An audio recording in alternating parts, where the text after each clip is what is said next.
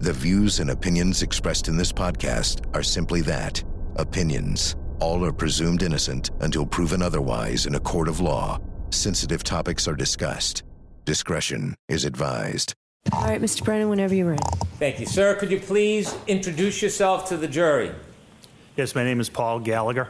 For the court reporter, would you mind spelling your last name? Gallagher.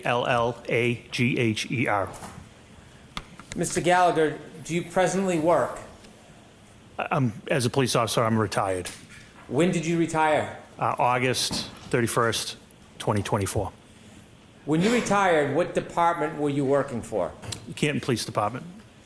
How many years had you worked for the Canton Police Department upon your retirement? I was credited with 32 years, 8 months of service. Did you have a particular rank when you retired? Yes, I was a lieutenant. I want to go back to the beginning of your law enforcement career and share your background with the jury. When did you begin your career in law enforcement? I became a permanent intermittent police officer in Canton in 1992. What a permanent intermittent police officer is, it's basically a part-time police officer. You're required to attend a 16-week part-time academy.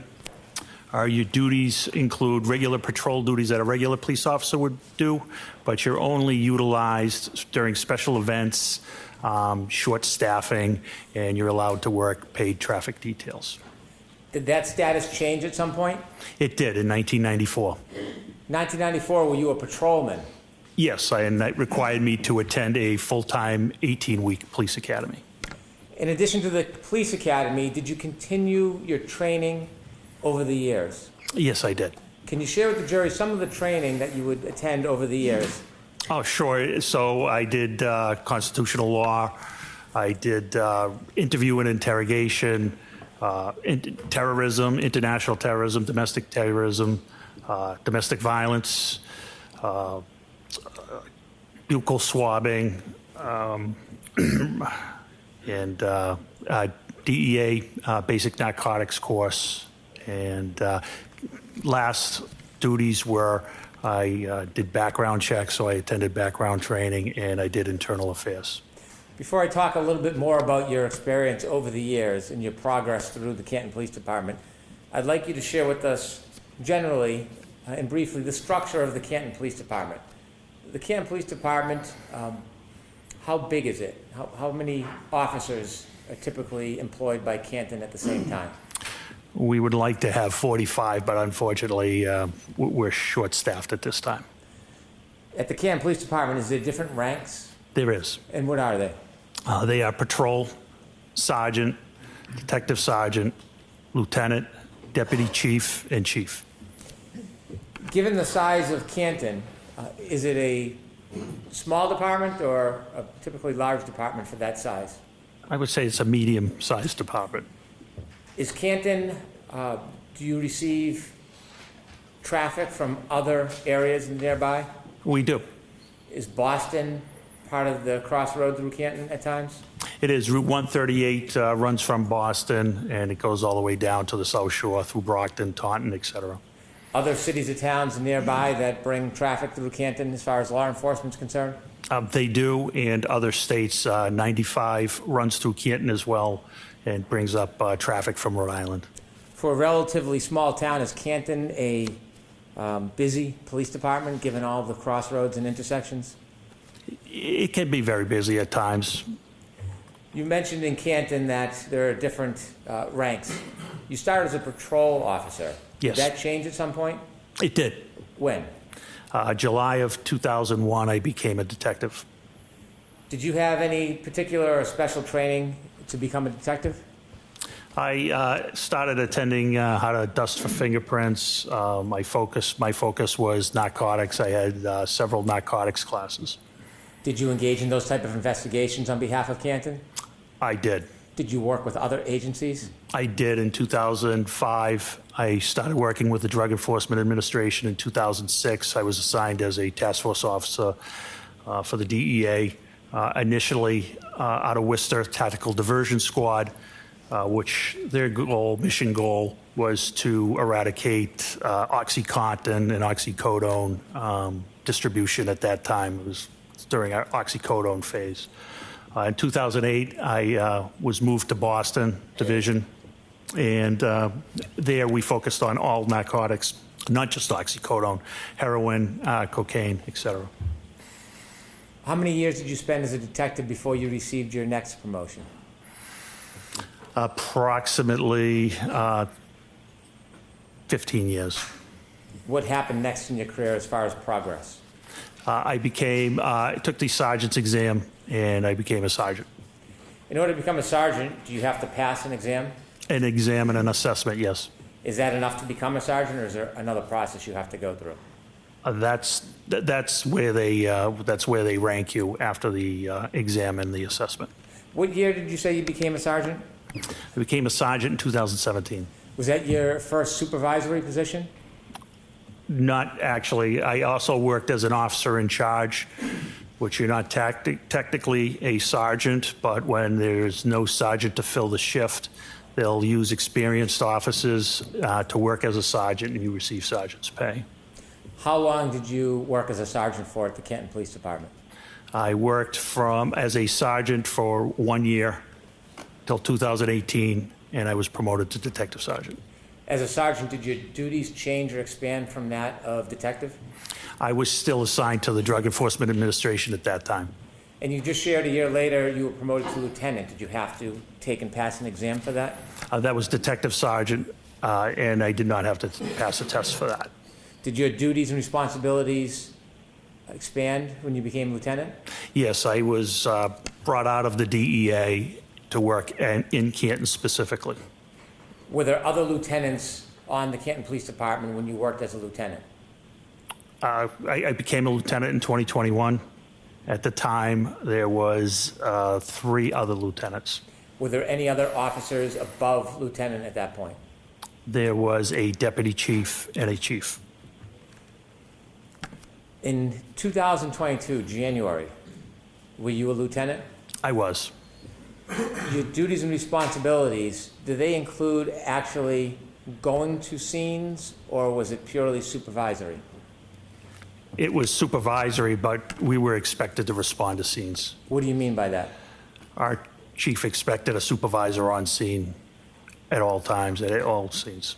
Even if there was a ranking supervisor like a sergeant, were you still, as a lieutenant, expected to go to scenes? Oh, yes. Did you do that often? Yes. I want you to take us to January 29th, 2022. Were you working the overnight shift from January 28, 2022 into January 29, 2022? I was the outgoing lieutenant. I did not work into the 29th. I was the last lieutenant to work on the 28th. In the early morning hours, around 6 a.m., were you on shift or off shift? I was off shift. Were you planning on working that morning? I was planning on working later that day, yes. Do you remember what the weather was like that early morning? Yes, there was a nor'easter, which was snow, wind. Did anything interrupt your plan of working later that day? Yes. Tell us what happened. Shortly after 6 a.m., I received a call from Sergeant Sean Good of the Canton Police Department. After you received a call from Sergeant Sean Good, were you informed about a situation? I was. Were you told any basic details of where and what? Yes. Without sharing the actual conversation, where was this situation taking place? I misunderstood the situation. I thought it was on Meadows Ave in Canton. I later found out through dispatch that it was actually Fairview Road. When you heard that there was a situation in Canton, did you decide to change your plans about when you would come in? Yes, I responded. Why did you respond? That's the expectation our chief had for us. When you go into work, do you use a police cruiser or do you use your personal vehicle? On this particular day, I used a personal vehicle because of the weather. Was that different than typical? Yes. And why would you use a personal vehicle instead of a police cruiser? It was larger. It was four-wheel drive. It was the only way I probably would have got there to the scene. After you received the call about a situation, tell us what you did. I loaded up the car with a tent, and I drove to the Canton Police Department, and I got some winter gear from the office, and I got on the radio and advised Sergeant Sean Good, who was at the scene on Fairview, that all officers were held to further notice. What does that mean? They weren't going to be going home at their end of the shift until they were relieved by another supervisor. Why did you take a tent with you? Because of the snow, the way the call was described to me was a person possibly not breathing. And if it was an unattended death, I wanted to be able to cover the person. Why? Respect. That tent was a tent from your home, a personal tent? It was. It was an 8x8 pop-up tent. You went to the Canton Police Department first before you went to the scene? I did. Why did you go to the Canton Police Department first? I had some winter gear there, including a reflective jacket that I thought would be helpful, given it was dark out. Visibility was very bad. When you got to the Canton Police Department, did you learn anything from any of your colleagues while at the police department? The only one colleague at the police department at that time was Officer Kelly Dever. Okay. After you got your gear at the Canton Police Department, did you head towards Fairview? I did. Other than the general description that you had heard, did you know anything about what was going on there? Just that a gentleman was found unconscious in the snow, possibly not breathing. You mentioned the term unintended death. What does that mean? An unattended death is a death where someone dies alone, and you don't know the reason. It doesn't mean there's foul play. In fact, 99% of the time, it's natural causes. Is there a process for the Canton Police Department when they learn of any death, unintended or not? Is there a process you need to follow? Yes, there is. And what is that process? That's to call the Norfolk County DA's office, their CPAC unit, Crime Prevention and Control. They have jurisdictions over deaths and unattended deaths. You mentioned a CPAC unit. What type of officers or law enforcement is the CPAC unit? It's manned by the Massachusetts State Police. Are you required by statute to contact CPAC or the Massachusetts State Police, even if it's an unintended death? Yes. Did you follow that process? Sergeant Lank followed that process. Is that one of the officers who worked under you? Yes, that is correct. Did you know if Sergeant Lank was at the scene when you were leaving Canton, or did you learn at some point when you got there whether Sergeant Lank was at Fairview? When I got there, I saw the black Toyota Tundra, which is operated by our detectives there, and then I saw him. When the Canton Police Department first contacted the Massachusetts State Police or the CPAC unit about the information, did you have an understanding whether or not the Massachusetts State Police were going to respond or not? They were not responding. So when you got to Fairview Road, were there any other law enforcement officers other than Canton police officers? No, there was not. When you appeared at Fairview Road or arrived, were you the superior officer on the scene? I was highest ranking officer. As you're pulling up to Fairview that morning, what's the first thing you see when you get there? As I pull up, I see the last of the fire apparatus pulling away. I get out of the vehicle. The first one I encountered was Sergeant Sean Good, who was the shift supervisor. Did you see any other of your officers there? I did. I saw Lieutenant Lank further down, and further down I saw two other cruisers, which ended up being Officer Mullaney and Officer Sarif. Did any of the cruisers or vehicles have lights on? They did.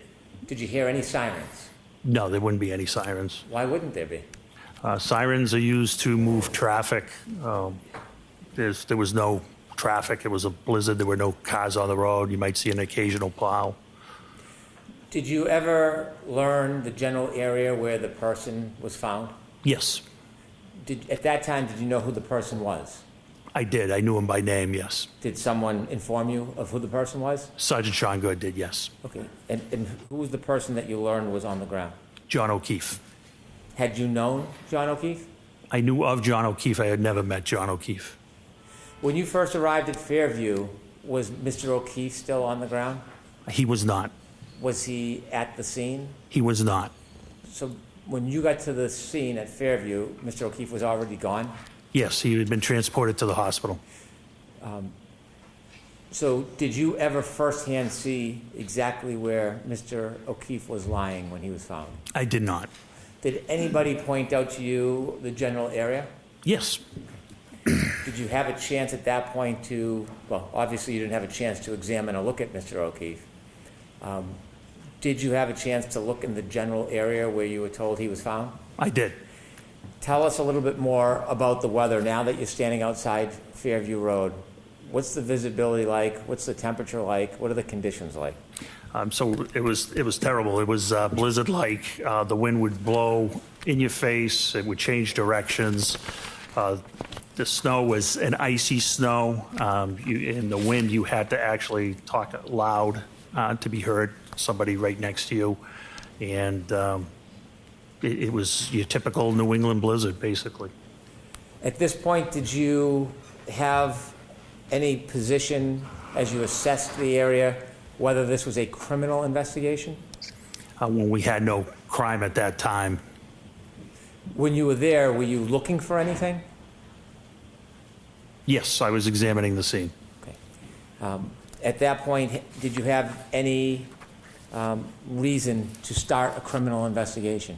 Not at that time, no. When you learned that Mr. O'Keefe was found outside, did you go look at the particular area? Yes.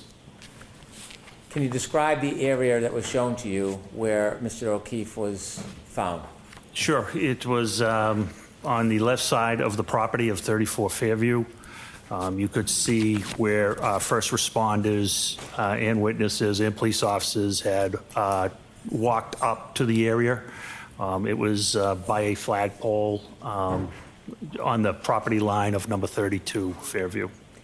What was the lighting condition at that point in that area? It was dark. It was sun was coming up, but due to the weather and the cloud cover and the snow, its visibility still was not great. Were the law enforcement vehicles providing any light for the area? No. How about the house? Was there any bright lights coming out of the house illuminating that area? I didn't see any lights, window lights on. There may have been an exterior, the door light at one or two houses. In addition to the law enforcement officers that were there, did you see any civilians when you got there? No, there were no civilians there. While you were outside looking at the area, did any civilians ever come out? No, not at all. Any civilians ever come out of 34 Fairview? No. How about next door, 32 Fairview? Did you ever see any civilians come out of that address? Nobody ever came out of the house. Across the street, is there homes across the street from 34 Fairview? There is. Did you see anybody come out of either one of those houses? Did not see anybody come out of those houses. When you were outside and you were shown the area where you were told Mr. O'Keefe was found, did you try to do anything regarding that area to identify the area itself? I'm sorry, can you ask that again? Yes.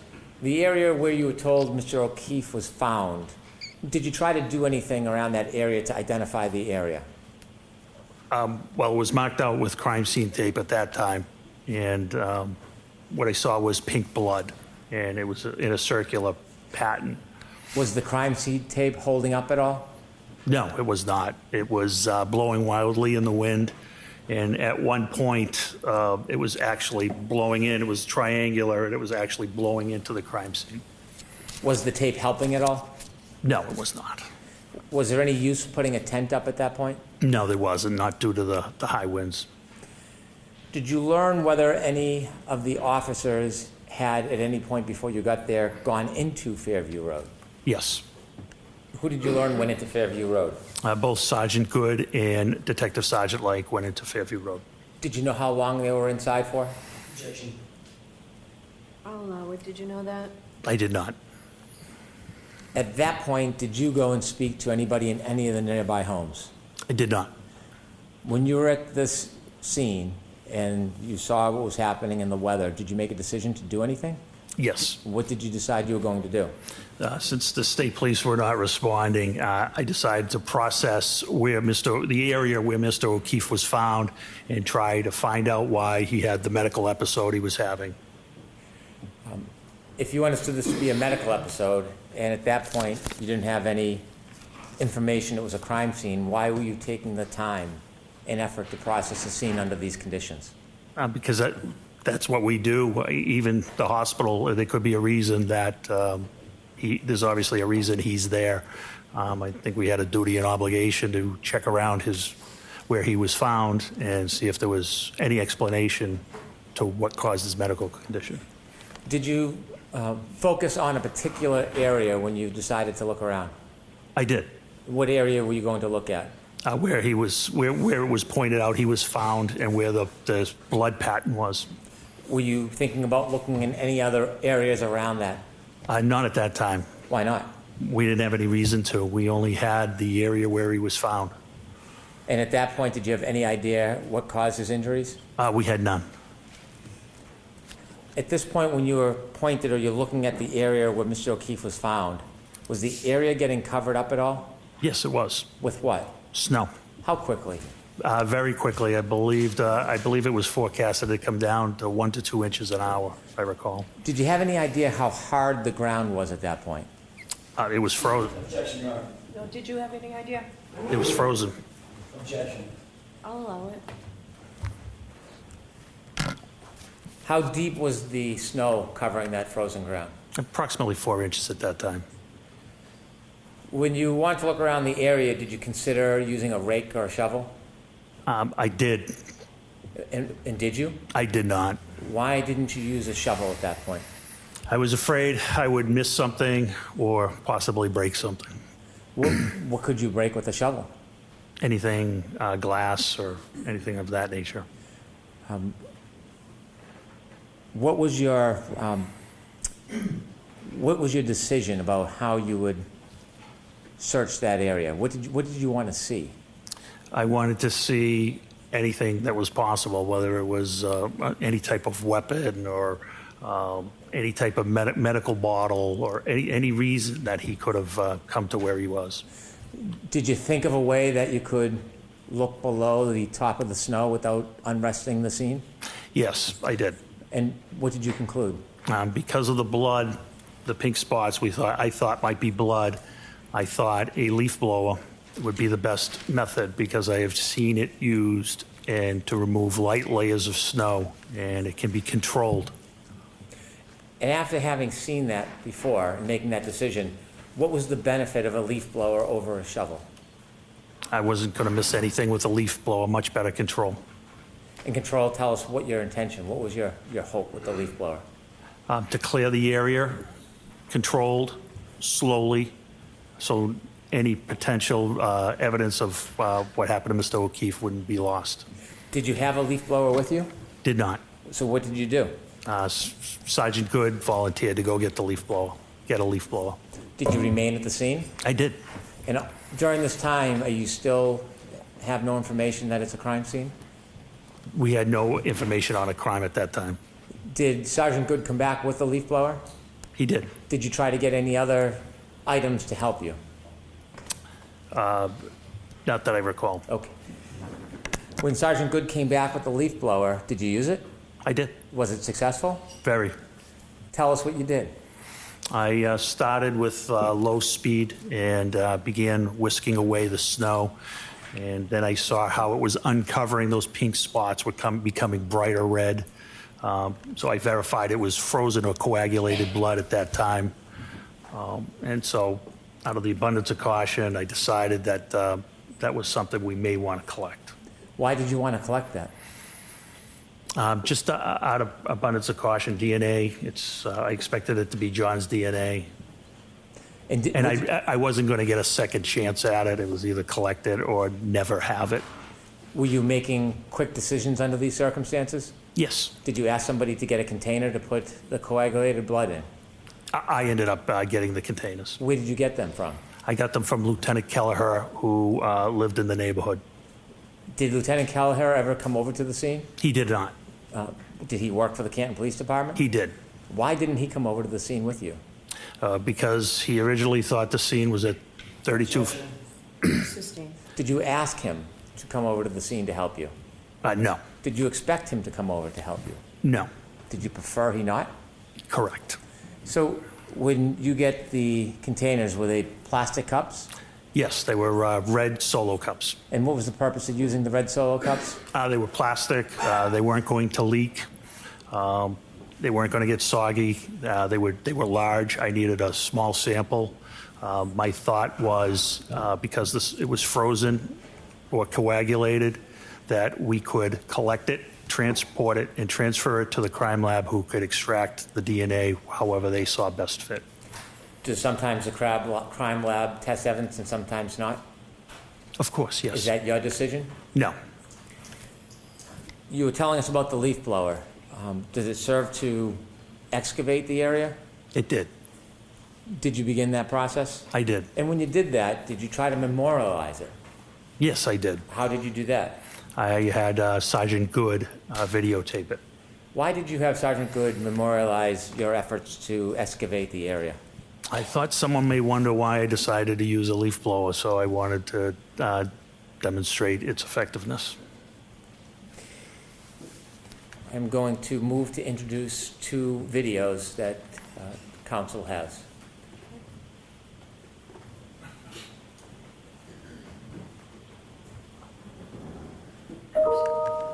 So there's no objection to these videos, right? No objection. Exhibit 51. Thank you.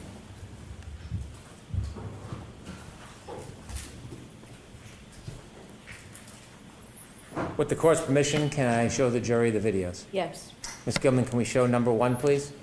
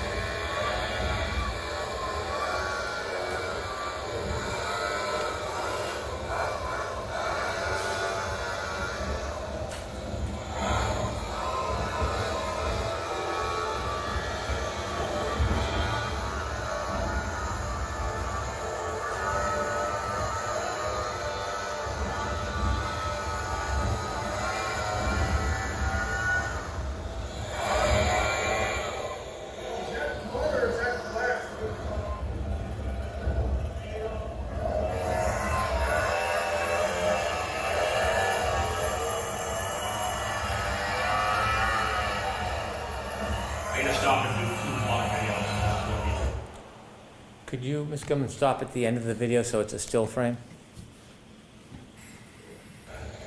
That's good right there. Sir, who's the person holding the leaf blower? That is me. Did the leaf blower work as you had hoped? It was great. You see other footprints around that area. Correct. Do you know how those footprints got there? Some of them were from first responders. Some of them were for witnesses. The ones up top by the flagpole were for when the officers put out the crime scene tape. Did officers try to wrap the crime scene tape around the flagpole? They did wrap it around the flagpole, yes. I see. And from that vantage point, could you see the side and front yard? Yes. Did the side yard have any footprints or evidence that anything was dragged through the side yard? No, not at all. How about the front yard? Did the front yard have any evidence that anybody had walked across it or dragged anything across it? It had one set of prints from Sergeant Lang. Other than Sergeant Lang's footprints across the front yard, was there any other impediment? No, not that I saw. I'm going to ask if we could see the second video, please, Ms. Gilman.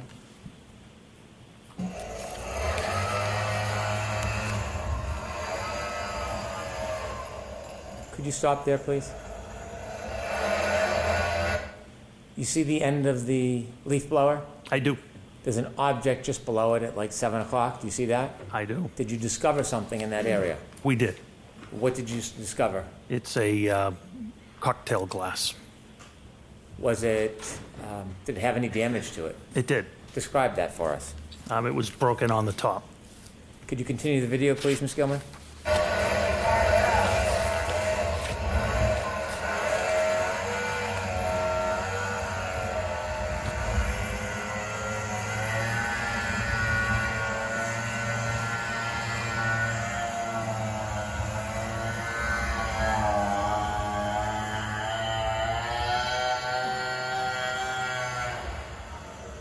Stop, please.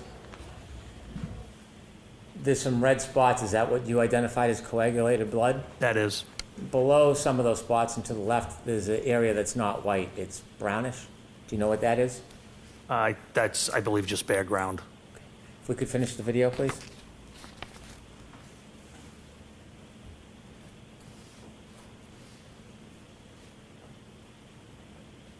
Okay. Thank you. Could you have the lights on, please? Did you or any officer at your direction obtain and preserve that broken cocktail glass? Yes. May I approach, Your Honor? Yes.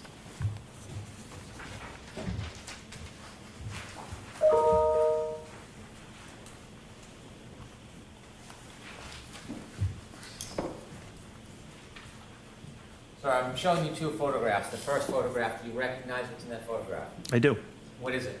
It's a, after we exposed the broken, I exposed the broken glass. Is the broken glass depicted in that photograph? Yeah, it is. Is that similar or substantially the same way it appeared to you that morning? That's exactly how it appeared, yes. Do you know if that photograph was taken as a still image of the video or not? I do not. Okay. Second photograph, can you take a look at that? That's a close-up of the cocktail glass. Of the same photo? It is, yes. I'd move these two photographs into evidence, please. Okay, do you want it to be 52 and 52A? Please, Your Honor. It's 52 and 52A. Lieutenant, what was done with that cocktail glass? It was bagged and seized as evidence. Was it brought anywhere that morning? It was brought back to Canton Police Headquarters. What happens when it gets back to Canton Police Headquarters? It gets logged into evidence, and it's assigned an evidence number. The officer types in a description of the item. In this case, it was a broken cocktail glass or broken glass. And once he hits the space bar, it automatically generates a property number for it. And I believe in this case, it was 22-18-PR, which means 22 is the year, 2022. 18 is how many pieces of evidence the department as a whole had collected that year so far.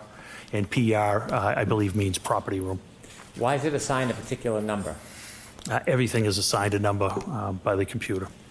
You said it's brought to the evidence room. Is that a separate or a special place? So we have two rooms. We have a temporary evidence room, and then there's a permanent evidence room. Only two people have access to the permanent evidence room. Is there a reason why access to the evidence room is limited? There is, Why? for security.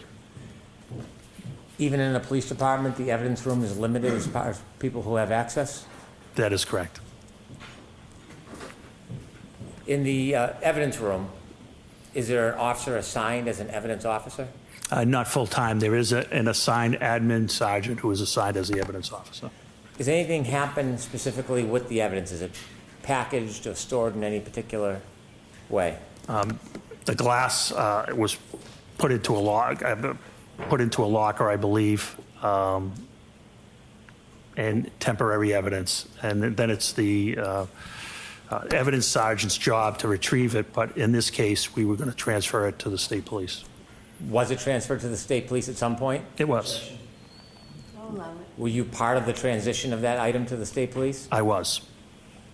And when was it transitioned and to who? It was on February 1st, 2022, and it was to a criminalist from the Massachusetts State Crime Lab. Do you know who the criminalist was? I don't know the name, no. Did the criminalist come to your department, or did you bring the item to them? They came to our department. In addition to the glass, there was plastic cups with coagulated blood. That's correct. What did you do with those cups? Those were placed in temporary evidence and placed in a refrigerated unit. To carry them from Fairview to the police department, did you hold the actual cups, or did you put them in something? Nope, they were stacked in a bag. Objection, Your Honor. Objection, Your Honor. I'm going to allow it. What type of bag? It was a craft paper bag. In this particular case, we utilized a Stop and Shop bag. Is that any different than a bag from the police department? This made of the same paper, craft paper, the same size and dimension, other than Stop and Shop and evidence and probably price. They're basically the same bag. Why did you use one of those rather than a bag that said evidence on it? I don't know where that bag came from. I was in a personal car. Sergeant Lank was in a Tundra. If that bag is upside down, you wouldn't know it didn't say evidence on it. So I'm not sure where that bag came from. And the plastic cups, do you know what happened to those? Yes, they were turned over to the criminalist as well. Where did you store them before they were turned over to the criminalist? Temporary evidence in a refrigerator. Objection, Your Honor. I'm going along with. Temporary evidence in a refrigerator. Is the refrigerator part of the temporary evidence area? It is, yes. Did you bring that piece of evidence, the broken glass, with you today? Yes. With the court's permission, I'd like to approach the witness.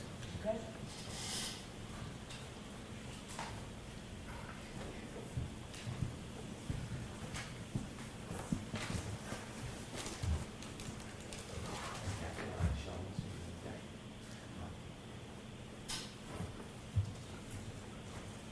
Handing you a box, gloves, and some scissors. Let me ask you about that box. It has red tape on it. Why? It's a secure and transfer of custody. Objection, Your Honor.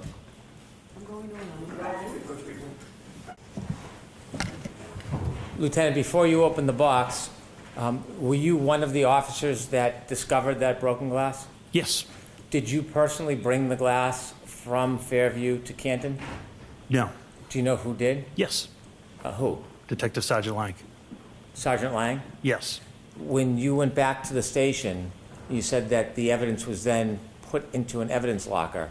Did you place it in the evidence locker? I don't recall. And then inevitably, it was transitioned to somebody from the forensic unit?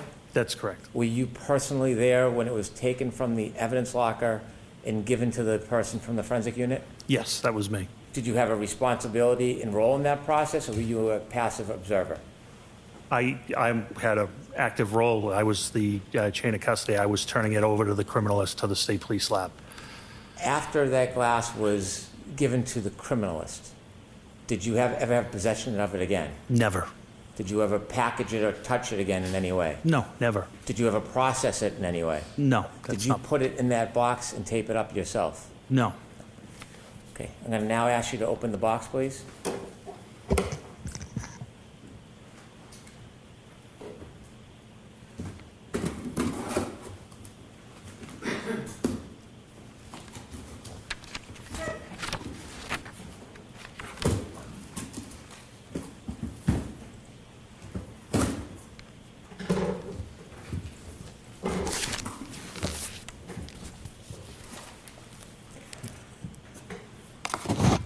Is there an item in that bag? There is. Would you please open the bag and show us what's in that bag?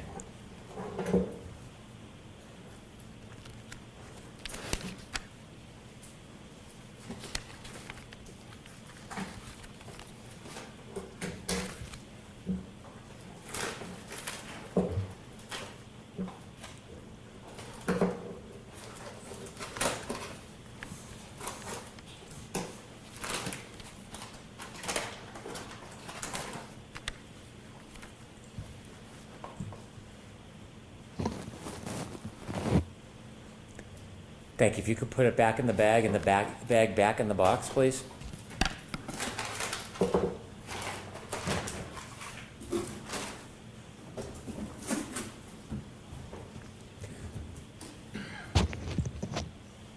Lieutenant Gallagher, does that appear to be the same item that you found in the area where John O'Keefe was at Fairview that morning? Yes, it does. I'd like to have the box and the item marked for identification, please. Okay. To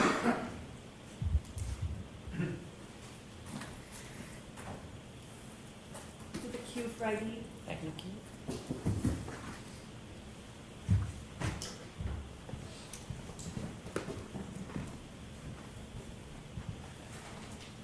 When you were looking around the area that was pointed out to you as where John O'Keefe was found, did you expand across the front lawn into the street during your search? No, we didn't, with the exception of uncovering the 6-foot asphalt berm. Did you say 6 foot or is it? Excuse me, 6-inch. What's a berm? It's basically a curbing, but it's made of asphalt. It's curved. You probably have seen it. It's asphalt. It's curved. It separates the street from property line. Why did you clear that piece? Wanted to see, we're trying to find out why John was having a medical issue, and we didn't know if he could have tripped over a curbing or what turned out to be an asphalt berm and possibly hit his head. After you made efforts to look in that area, did you return to the Canton Police Department? I did. About what time? It was shortly after 8 a.m. After you returned to the Canton Police Department, did you receive any information or have a reason to return back to Fairview? Yes, About what time? a little after 9 o'clock. Why did you go back to Fairview after 9 o'clock? Sergeant Lank got a phone call that Jen McCabe had more information And where did you understand Mrs. McCabe was? at 34 Fairview. Did you go back to 34 Fairview? I did. Did you go with anybody? I went with Sergeant Lank Did you travel together or separate? together. When you got back to 34 Fairview, outside, what did you do? We parked in the driveway. We walked up, and next to the garage, there's a side door. I don't know if we rang the bell or knocked, but Brian Albert, the homeowner, answered the door. As you walked up to the door, did you have a chance to look around at the doors in the area in front of that side door? Yes. Did you see anything out of place? No. You've been a police officer at that point for a long time. Yes. Do you receive any training in observing areas or people? Always. What type of training? What are you told to look for when you're speaking to people? I've been BOSAR trained, which is behavioral observation, suspicious activity training, and you look for clues when you're speaking to people. Whether they cross their legs, cross their arms, there's certain behavioral characteristics. At this point, did you have any understanding that this would later be a crime scene? I did, yes. What happened? Can How you- did you come to that conclusion? Oh, not at that time. Oh, not at that time? No, Okay. not at that time. When you went into the house, what part of the house did you go into? I went into the room. It's adjacent to the kitchen, and I stood there with Brian Albert.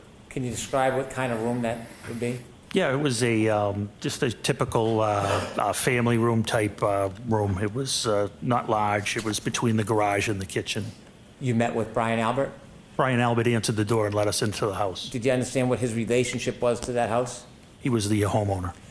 Did Sergeant Lank walk in with you? He did. Did he stay in that living area? No, he went to the kitchen area and sat down with Jen McCabe. Could you see the kitchen area from where you were? I could see a portion of the kitchen area. Did you see anybody else in the kitchen area with Mrs. McCabe and Sergeant Lank? There were people in the kitchen area. There was nobody with Sergeant Lank or Miss McCabe. Could you hear their conversation? No, Were you trying to listen? no, Were you speaking to Mr. Albert? I was. Did you take the time to make observations of him? Objection, Your Honor. I'll allow it. Did you take the time to make observations of him? Yes, Did you speak to him? yes, Did he speak to you? yes. Was there anything about his mannerisms or affect that caused you any concern? No, it was just a social conversation. There was nothing of concern at all. Was there anything about it that caused you to hone in or be concerned? Objection, Your Honor. I'll allow that. No, Did you get a chance to look around that living area at the Sure. items? I didn't look around, just with my eyes. Did you get to see that area? I did. Did you see anything broken or looked out of place? No, nothing. Anything that caused you any type of concern? Nothing. When you looked towards the kitchen, did you see anything that looked different or suspicious in any way? Nothing. Was the interaction, did it cause you any alarm or concerns? No.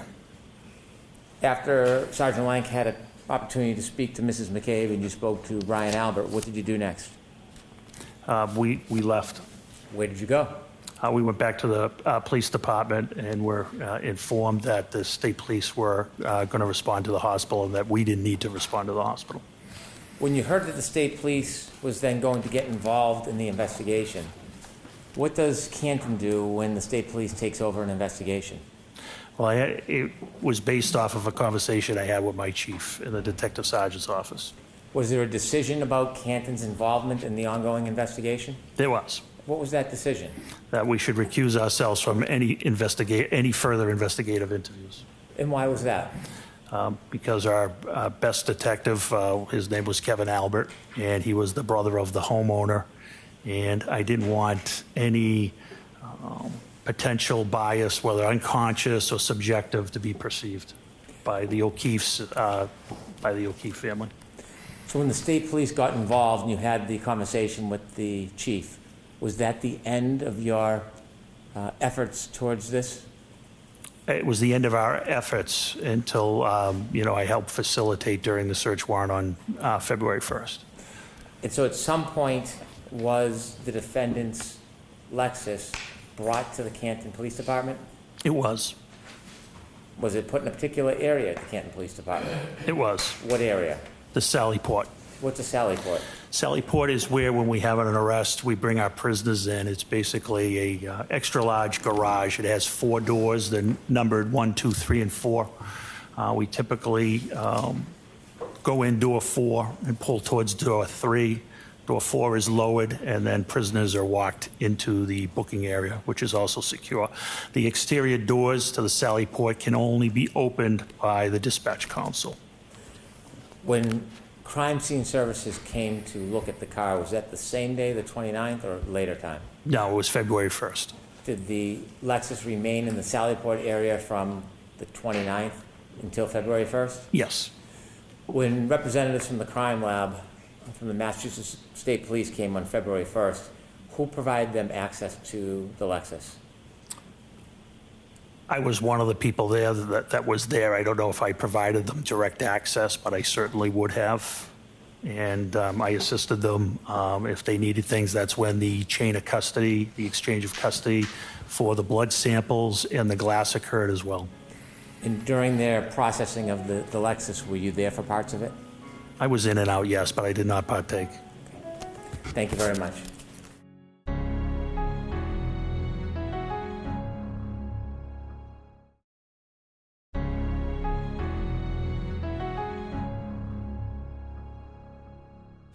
May I, Your Honor? Yes. Mr. Gallagher, you have already established that you were at the scene on January 29th, early morning, January 29th, 2022. We've seen the video of the leaf blower, correct? That is correct. So you were integral to at least an initial search of the scene, which recovered the drinking glass that you've shown us, as well as some of the blood byproduct that you've talked about. That's correct, yes. Okay. You were the ranking person on the scene. You've already described that. Yes, that is correct. There were also several other officers from Canton PD who were there with you. Yes, there was 4 other officers, yes. Can you just name those other officers? Yeah, Detective Sergeant Lank, L-A-N-K, Detective Sergeant Good, G-O-O-D-E, Officer Mullaney, M-U-L-L-A-N-E-Y, and Officer Saraf, S-A-R-A-F. Okay. When you initially... Let me back up and ask a different question. Given the fact that you were the ranking officer, the way that it works in a police department is everybody sort of reports up the chain of command, correct? That is correct, yes. So they would have all reported up to you in some particular. That's correct. And then, of course, you report to I think you're the deputy chief, and then the deputy chief reports on up to the chief, correct? That is correct. You were involved in not only the exposing of some of that blood byproduct, but also exposing the glass with the leaf blower, correct? That is correct. You were responsible for utilizing certain equipment. You chose a leaf blower at the time, correct? I did, yes. There was also, I'm guessing, there was also some use of your hands and or the gloved hands with some others to recover some of the items. Yeah, I didn't use my hands. How did you get the glass into a bag? That was Detective Sergeant Lank. Somebody had to pick it up, right? Correct. That's what I mean. The use of hands to manipulate some of the evidence, correct? Yeah, I apologize. I didn't understand that question. That's okay. I thought you were speaking about me. Probably my fault, not yours. Nope, that's okay. There was also some plastic cups that we've talked about. We'll talk more about those in a second. Those were utilized as well, correct? They were, yes. And you were responsible for the use of those as well? Yes, it was my decision, yes. In terms of the search of the scene, the recovery of evidence, the recovery of biological material, the use of tools to recover those biological materials, all of that rested at least ultimately at the scene on your shoulders, correct? Yes, it did. Isn't it true that you weren't interviewed in this case with regard to anything having to do with this case until April 3rd, 2024, correct? Yes, we can call it an interview. It's when I met with the prosecutor, yes. And that was about 2.5 years, nearly 2.5 years after this incident, correct? Yes, that's correct. Michael Proctor, you know that name. I do. Who is Michael Proctor? He was one of the troopers assigned to investigate the case. As a matter of fact, he was the lead investigator for the case, correct? I don't know if he was lead or trooper mechanic. I don't know. As you sit here, you don't know that Michael Proctor was the lead case agent for... I know he was one of them, yes. Okay. Do you know that he was the lead investigator assigned to the case? I don't. I had nothing to do with the DA's office. Right. I know you didn't have anything... I don't know how they assign their cases, counsel. I don't know what you want me to say. I can't say what I don't know. Mr. Gallagher, I'm not asking you to. I'm just asking if... I did not know he was lead. I know he was one of the leads. Okay. I believe they do it in a tandem, but I'm not sure. Okay. He may have had a partner, correct? That is correct, yes. But it's not unusual to have a lead case agent, the person who's responsible for most of the search warrant writing and the memorialization of documentation of evidence collection and the movement of evidence and booking into evidence, things like that. That is correct, but I don't know anything about who wrote their affidavits or who logged their evidence in. I wouldn't know that. You're also familiar with Yuri Buchanan, correct? I know who he is. You're also familiar with Lieutenant Tully? I know, yes. They're all Massachusetts State Police officers, correct? Yes, they all are. Did Yes. Michael Proctor interview you before April of 2024? He did not. Did Yuri Buchanan interview you before April of 2024? No, he did Did not. Lieutenant Tully interview you before April of 2024? No, he did not. Did anybody else from the Canton Police Department, your deputy chief or the chief, interview you formally about your conduct and responsibilities before April of 2024? I don't understand that question.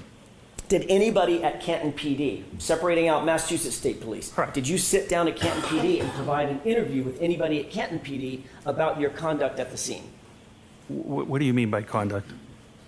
Going to the scene, collecting evidence, securing evidence, transporting evidence, booking evidence, those kinds of things. Your conduct at the scene, sir. Yeah, I briefed my superiors, yes. Okay, other than briefing, was there a formal report written No.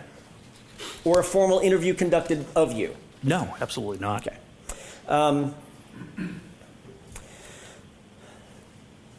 Tell us when you wrote your report about what happened at the scene, memorializing what you did at the scene. I didn't. You didn't write a report?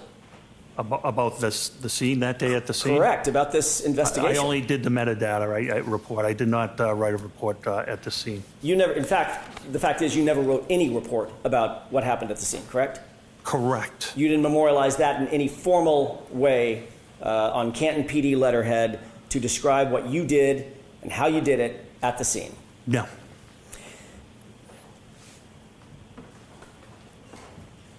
Normally, when you report to a scene as a first responder, you would be expected to write a report about that, whatever that conduct is. I'm not the supervisor, no. What if you're the ranking person at a scene that ultimately turns into a homicide scene? Well, we don't know it's a homicide scene at this time. We don't even know there's a crime committed at this time. My Understood. responsibilities are to make sure reports are written, not to necessarily write the reports myself. I'm the supervisor. It's Although- my job to make sure reports are written, evidence is logged, those types of things. Under ordinary circumstances, you would respond to a scene as a supervisor, and you would oversee what other people are doing, what your That's subordinate- correct. Can I finish? Sure. I don't want to talk over each other. I apologize. You would want to supervise or oversee what your subordinate officers, whatever he or she might be doing or they might be doing, you're going to oversee that. But they're the ones actually conducting the investigation or picking up evidence or doing the interviews, writing those things of that nature. Correct. Detective Sergeant Lake's investigation, yes. So in that circumstance, you wouldn't be expected to write a report because all of that conduct is memorialized by others subordinate to the supervisor, correct? Correct. But in this case, quite the opposite happened. You were the one that was in the video utilizing the leaf blower, correct? That's correct. You were the one that actually exposed the drinking glass, correct? Correct, yes. You noted the drinking glass and actually called somebody else over to take a look at it, correct? That's correct. You directed someone, Sergeant Lang, to pick up the drinking glass and recover it as a potential piece of evidence, correct? That is correct. You noted the blood or the coagulation of blood in and around that area, correct? That is correct. You noted where you believe the drinking glass was, in other words, what location, if there were grid coordinates, where it would be, correct? Correct. And you instructed others to transport that important evidence back to Canton PD to have it booked, correct? That is correct. You also secured the plastic containers in which to recover the blood. That is right? correct. You also directed someone to get a bag to put the plastic containers in and ultimately transport it, correct? That is correct. So you would agree with me, Mr. Gallagher, that in this circumstance, you were the centerpiece of the recovery of evidence and the investigation as it was at that time, in that limited context. You were the centerpiece of what was happening at the scene, correct? And I made sure it was documented by Detective Sergeant Lang. But you didn't find it important enough to write a report yourself. I think that's poor misrepresentation. There's a person fighting for their life. It was very important. When you were there at the scene at, what time was it, by the way? I got there shortly after 7. Okay, you knew that that person who was fighting for his life had already been transported and was in good care, as best care we can provide at Good Samaritan Hospital, correct? That is correct. So certainly you're not excusing away the idea that you didn't memorialize your conduct because you were too busy fighting for someone's life. That's not what you're saying. No, definitely is not what I'm Okay. saying.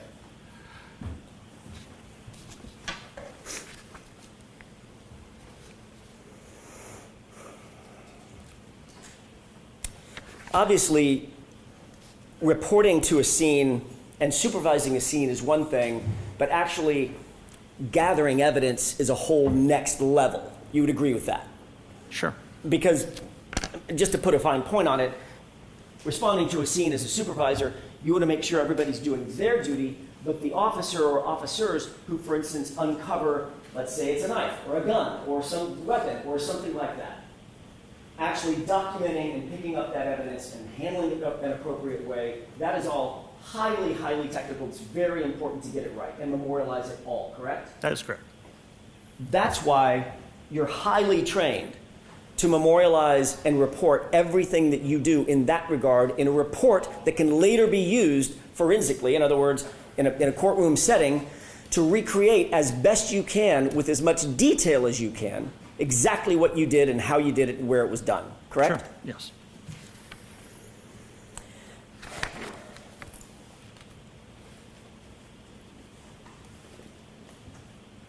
Officer Lank wrote a report in this case. Sure. Did Officer Mullaney?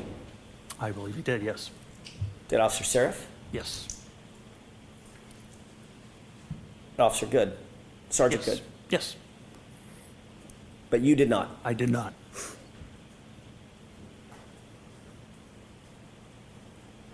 Who was the first officer to find any potential physical evidence at the scene, be it blood or glass? I can't answer that. It was not me. I was not the first thing that was spotted was the pink spotting, not the glass. Okay. Who was the first person to see the glass? I think it was myself as I uncovered it with the leaf blower. One of the important things that we've talked about, Mr. Gallagher, is documenting the details of evidence recovery, not just the fact that something was recovered, correct? That's correct. So you'd want to know what time of day it was recovered, correct? Sure. You'd want to know who was there and who was around when it was recovered, correct? Yes. You'd want to know what the item is, the condition of the item, right? Yes. You'd also want to know exactly where it's recovered, correct? Yes. In other words, as best you can to pinpoint the exact location where an item was found. That could play a huge role in any investigation, be it criminal or otherwise. It could. It could.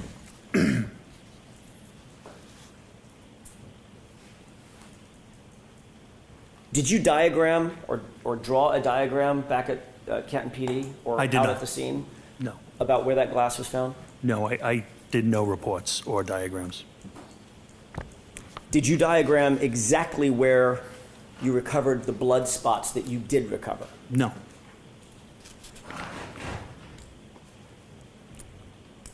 Did you at least, if you didn't write a report, did you at least take notes on a pad about what you were doing? The conditions weren't, it was pretty hard to take notes at that time, but I did not take notes, no.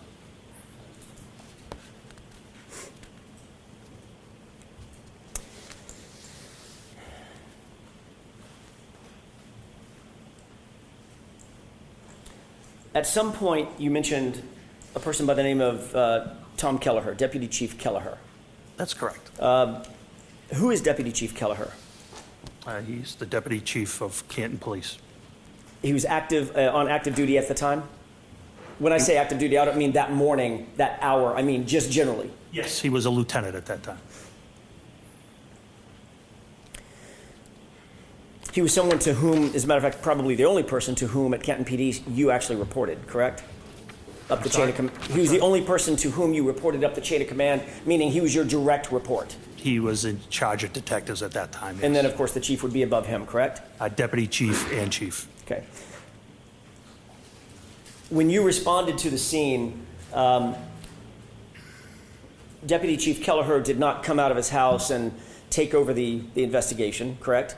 Correct. That was yours to detail, That is correct. at least while you were there. That is correct.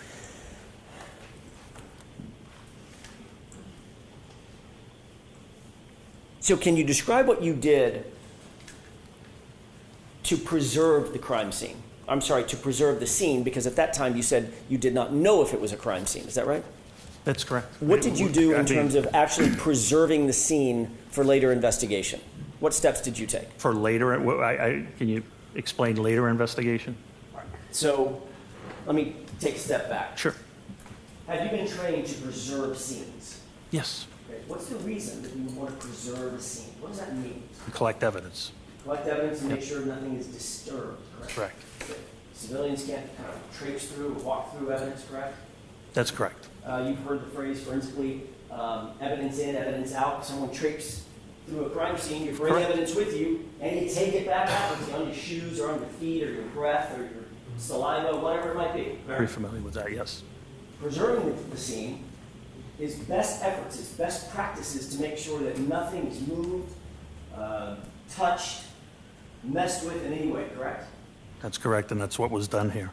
What did you do? That's my question. What did you do to preserve that scene? There were no civilians ever to trample through. Were rescue efforts made on Mr. O'Keefe? Yes, that's priority. So rescue workers do go into any type of scene. Medical life-saving measures come first. Once all apparatus was off scene, the original officers put out crime scene tape to mark an area. And later, it was documented, it was photographed, and evidence was collected. And it was searched by you, at least initially with the leaf blower. Correct. Okay. So you were interested in the area that, by the way, I want to clear this up, make sure I'm not mistaken. You described for Mr. Brennan basically where Mr. O'Keefe's body was, correct? Yes, yes, You never saw his body in situ. You never saw his body in place. that is correct. You were told by Sergeant Lank generally where his body was, correct? Yes, and Sergeant Lank actually never saw Mr. O'Keefe either. That's my next question. Okay, Sergeant Lank- and Mr. Good, and Sergeant Good as well. Right. Sergeant Lank never saw John O'Keefe actually in place, correct? That is correct. So you're receiving information from Sergeant Lank that he did not have personal knowledge of, and then you're providing that information later to crime scene investigators who are trying to establish a diagram or some sort of a chart about where that evidence was, where the drinking glass was, where his body was, correct? No, I never spoke to anybody in that manner about that. Didn't you ultimately go out to the scene along with others at Massachusetts State Police when they had a drone overhead? No, you're mistaken. I can clarify it for you if you wish. Sure. So on February 1st, after the execution of the warrant, they wanted to go down to the scene. It was Trooper Proctor and somebody from the CARS team. I'm not sure of the name. Once they got down there, I did show them where I was shown John O'Keefe was. They did want to put up a drone, but they could not do it because they were too close to Norwood Airport and because of FAA regulations. Okay. And that was the last of my involvement Okay. with So- that. I hope that clarifies things for you. Forget the drone. I'm interested in the first part, which was you accompanied Trooper Proctor to the Correct. scene, correct? Correct. There were other members of the CARS, C-A-R-S. I think there was one. Crash accident reconstruction section, I'm assuming. Okay, so it's a forensic, a member of MSP who does forensic diagrams, correct? I would say. I don't know if they do diagrams. I don't know what they do. Or reconstruction of some sort. Sure, reconstruction of some sort. So you were there to help provide information about where Mr. O'Keefe's body was found, correct? And be a Canton police officer present in case any neighbors had come out. So you were there to help provide information about, or at least you did provide information to them about where Mr. O'Keefe's body was found. Oh, sure, yes. Except you didn't see Mr. O'Keefe's body, did you? No, I did not. So that was a guess on your part. It was what I was shown. It's the information I had. Yeah, it was the information you were told by Sergeant Lang, correct? Yes. Who also didn't see John O'Keefe in place on the ground at 34 Fairview, correct? That is correct, yes. So his would be a guess also, correct? Well, we're going backwards. So he was told by Sergeant Good and et cetera. So it was information passed along, which is what police officers do. Right. But the police officer that was out there at the scene, who was helping the reconstructionist establish the formal report, and the CARS report was an officer who not only didn't see where John O'Keefe's body was, you got information about where John's body was from someone who didn't see it either. Correct? Can we at least agree on that? You have to go back to the beginning. I didn't understand the beginning of that question. Sure, It was very I'll try it long. again. The point is, Mr. Gallagher, you happen to be tapped as the person who is going to assist the CARS folks, the MSP, in creating their CARS, No. ultimately their CARS report. No.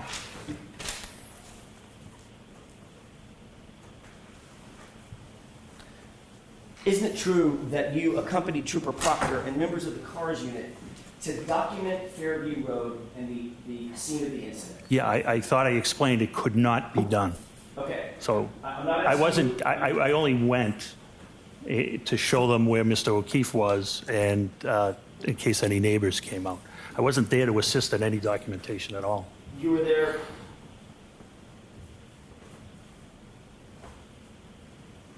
You know who Brian Tully is. I do. Have you reviewed Brian Tully's report? I have not. You showed me one section of it.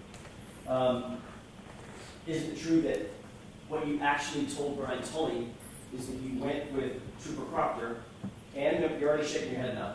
I didn't finish the question. No. I got that part wrong? You accompanied Trooper Proctor?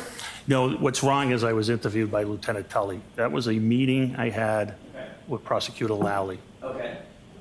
Trooper Tully was present. Trooper Tully never asked me any question. I don't recall Trooper I Tully see. ever asking me a question, sir. So let me be a little bit more defined. So in Trooper Tully's report, where he reports what you said, you were actually talking to Adam Lally, my colleague sitting up in front. Correct. Okay. So now we've got that cleared up. Let me ask you again.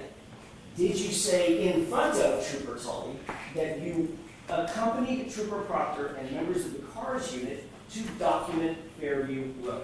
Meaning they were documenting Fairview Road. It's not clear. The report's not clear. They were going to document Fairview Road, not me. So you just said something that I want to follow up on. Okay, The report's not clear, correct? that's correct. So that's an inaccurate report. I wouldn't call it inaccurate at all. I'm just saying you're misinterpreting the wording. I see. And I'm misinterpreting it even though I just read it directly from the report? Yeah, sometimes sentences have different meanings. Okay. Yes, you are. Okay. The reality is you did end up going to the scene, correct? I did. And you accompanied, I don't want to use a word that you'll challenge, you went with Trooper Proctor, correct? I took my cruiser to 34 Okay. Fairview, yes. You were there at the same time Trooper Proctor was? Yes. And you were aware that the CARS team was there so that they could document the scene, correct? I don't know what the purpose of the drone was. I'm not familiar with that section. I thought I answered that question. I'm not familiar with what they do. But you do believe that as you sit here, you were there, we weren't. You do Right. believe that that's the reason that they were there was to document the scene. Put up a drone. Okay. I don't know what you mean by document. I don't know if it was to photograph, I guess, which if you mean by document photograph, I guess it could, I would agree. If it means take measurements, I wouldn't know. Okay. Did you tell any of the members of the CARS team where you believed John's body was? I believe it was Trooper Proctor, but I believe he was there, yes. Trooper Proctor obviously was not there when John's body was there either, correct? That is correct, So yes. he would have gotten that information. From you. That is correct. So now that's 3 people. It's probably more, quite honestly, yeah. Well, I'm talking about this report. Correct. The Carr's report. That's 3 people in line, none of whom saw John's body, John O'Keefe's body, as it lay in the lawn when he was recovered. That is correct, yes. And there's no photographs Of, of Mr. O'Keefe oh, no. at the location. No, we wouldn't, nobody would photograph somebody undergoing life-saving measures. Wouldn't be appropriate. There's no video, specifically. They wouldn't take video of somebody undergoing there's life-saving measurements There's no either. body cam. We don't have body cameras. There's no dash cam that shows it. Well, dash cameras would be on the road. Mr. O'Keefe was approximately 8 to 10 feet off the road. Well, hang on a second.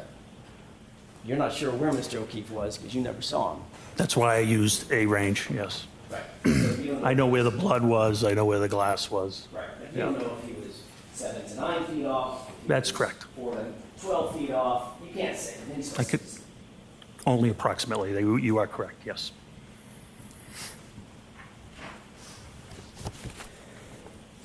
You did meet with Officer Seraph. You met with all the officers when you arrived at the scene, correct? Yes, And Officer Seraph had been there from the beginning of the morning. yes. Officer Seraph didn't report to you at that time any statements attributable to my client, did he? He did not, no. You later went back to 34 Fairview with Sergeant Lank. That's correct. And you rode back, did you ride back to Canton PD with Sergeant Lank or separate cruisers? Which time? I I'm apologize. sorry, that's a vague question on my part. You went back to 34 Fairview with just Officer Lank, and you described the circumstance in which you went in, you were let in by Brian Albert, he went to the kitchen, you were in the family room or some other place. Right by the kitchen, yeah. Right by the room kitchen. off the kitchen, yes. Okay, so right next to where he was interviewing That's correct. Jennifer McCabe. Yes. Did you ride back from that meeting with, or that event to Canton PD with Sergeant Lank? Yes. And Sergeant Lank didn't say anything to you about his interview with Jennifer McCabe at that time? I don't recall our conversation on the way back. Okay. And you didn't write a report about any conversation that you had with Officer Seraph? You didn't write a report about any conversation you had with Sergeant Lank? No, they're responsible for writing their own reports. Got it.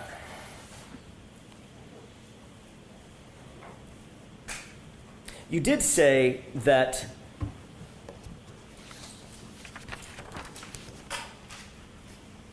let me back up and ask you a different question.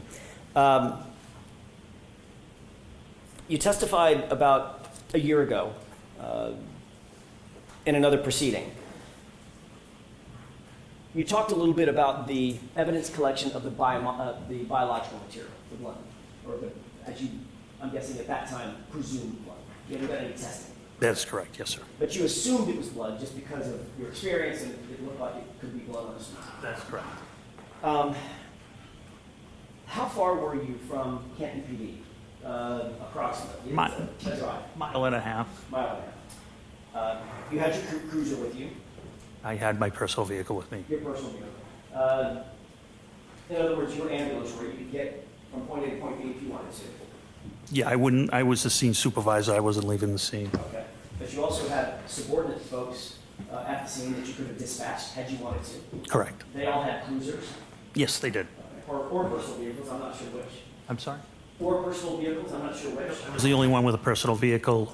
Detective Sergeant Lank had a Toyota Tundra pickup truck that is not marked, but it's assigned to our detective unit. So if you wish to, as the ranking officer at the scene, you could have dispatched one or more of those officers to run an errand, to go do something in furtherance of the investigation, had you wanted to. Yeah, I actually did that. Okay, you did. What did you Yes. do in that regard? Remember, I sent Sergeant Good to get the leaf blower. Got it. You also know that Canton PD has evidence collection bags at Canton PD. Yes. You also know that they have materials and tools to gather biological material, correct? We do have swabs, yes. And those swabs go in little containers to maintain their sanitary nature, correct? That is correct, In yes. other words, if you see a blood stain, you don't just walk up with a Kleenex that you find on the ground to wipe it up. There's your blood stain. there is a process for gathering that type of evidence, correct? Sure, if you're looking for DNA, you can use a bloody Kleenex, to your point. It'd be kind of an emergency. Yeah, absolutely. My point exactly. But if you're a mile from the Canton PD, Yeah, you could have gone back and gotten a swab, could have. but you didn't. Didn't want to because of the weather, because you just said because it's an emergency, and we thought it was an emergency there. I mean, the storm was coming down terribly, and I believed if we didn't collect that biological matter, we weren't going to get that biological matter. But Canton PD was a mile and a half away, 4 or 5 minutes. In a blizzard, Still, in a blizzard, I feel like it's 3 minutes in good weather, probably 4, 5, 6 minutes in a blizzard, correct? I'm not sure. So let's call it 12, 15 minutes. You certainly could have gone back. If you wanted to, you could have dispatched one of your officers to go back and get swabs and properly collect the blood material. Correct? Sure. And I believed 15 minutes would have made a difference. And what you did instead is, well, 15 minutes would have made a difference, but you asked Sergeant Good to drive to his house and get a leaf blower. Yes, and while he was doing that, we were documenting the scene with photographs. You could have documented the scene with photographs even if you went back and get a swab. What's the difference? Because we were ongoing. It was ongoing. I wasn't leaving the scene. I didn't ask you to leave the scene. I mean, I didn't ask if you were I leaving the scene. needed the other officers. We talked about scene security. I already let one officer go. I now have 3 left. We're securing that scene. So you saw pink stains in the snow, correct? That's correct. And you said, Officer Good, probably called him Sean, Sarge, go home and get a leaf blower. That is correct. Could have said, Officer Mulaney, get your butt over to Canton PD and pick up 10 swabs, correct? He wouldn't have had access to the swabs. Oh, so now one of your officers could have gotten the swabs, even if the lieutenant, a ranking lieutenant, had dispatched him to go get a swab. Because he doesn't have access to the BCI, the Office of BCI, where our stuff is kept. Could you have made a phone call? No, nobody there would have had access at that time. It was only Officer Dever on the desk.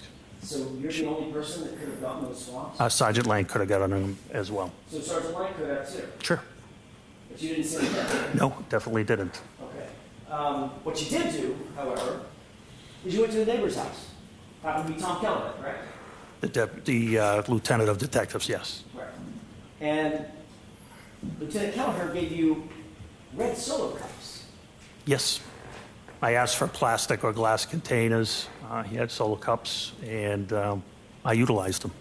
The same kind of Solo cups that we all see at backyard barbecues. Yep, they hold liquid terrifically. They're also not sealed, correct? They are not. They're also not used normally. I mean, they were here. They're not normally used for evidence collection, correct? Oh, absolutely not. And then you decided you needed to transport that very important biological material back to Canton PD for storage and safekeeping, correct? That's correct. And why was it important to transport that blood material so what are the factors that you considered weighed and balanced in terms of getting that material back to Canton PD in good condition, in sanitary condition? So a criminalist could extract a proper DNA sample. What would happen, for instance, if that blood material, I don't know, were contaminated? Contaminated how? You tell me. You're the professional. So DNA is pretty hardy, pretty forensically stable. The only things that are going to harm it are radiation, ultraviolet light, harsh chemicals such as bleach. That's not present here. I wasn't. Then you would have 2 sets of DNA when it's tested, which would benefit you. Well, depends on whose DNA it is. That's correct. That's correct. Right. Yeah, have a moment, Your Honor. Yes.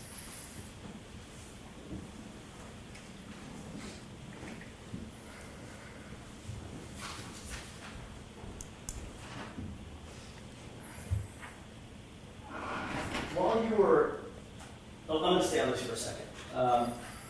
So obviously there's a reason why blood swabs or biological swabs are handled with such care. For instance, a DNA analyst is going to put on gloves. Correct. Oftentimes they're going to put on a mask, right? I don't know about that. Oftentimes they put on goggles. Is that right? It depends what they're testing. Right. Yeah.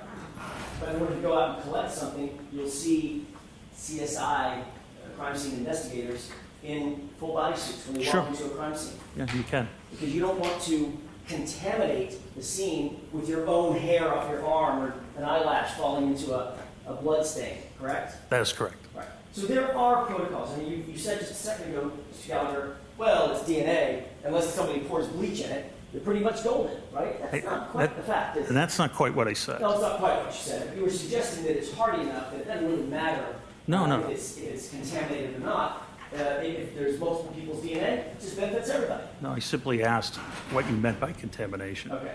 So it could be contaminated with debris, is that right? Sure, it can. It could be contaminated with other people's DNA, is that right? It can. It could be contaminated with foreign items, foreign either aerosols or somebody's spittle when they're talking, correct?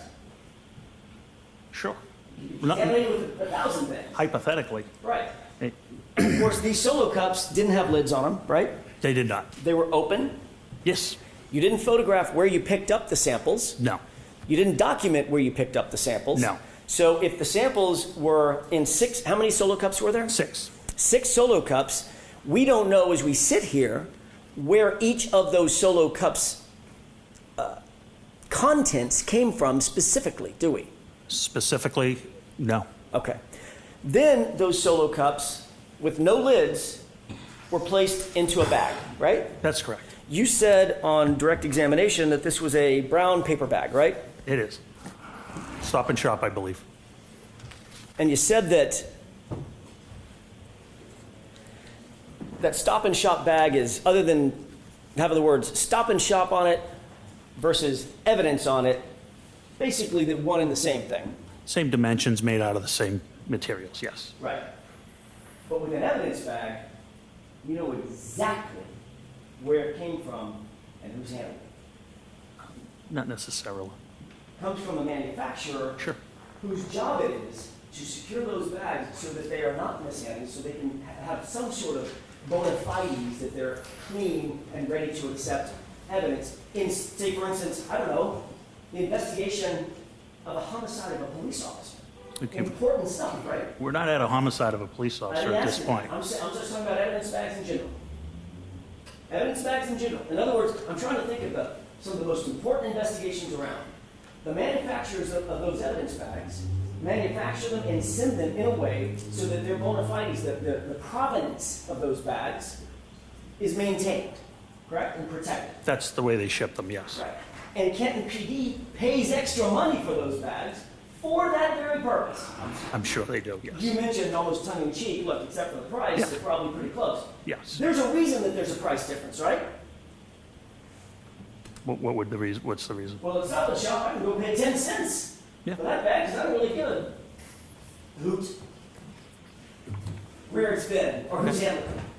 Right? It's got my milk and my eggs in it. Really don't care. Yeah, I don't know. I don't know how they price it because of how they package it. I don't have any knowledge of Well, that. you're the one that mentioned the price. I'm just Oh, trying to no. make a point. Yeah, I There's a agree with reason. you on that. I'm sorry, we're speaking over each other. Okay. I apologize. I'm sorry, Mr. Gallagher. You gotta wait for me. Yep. There's a reason. My point is there's a reason, right? Yes. That evidence bags are more expensive because there is a way they're manufactured and they're taken care of, and Canton PD is willing to pay that extra price, like every other law enforcement agency, because of that. Correct? All right. So they're not quite the same, are they? No.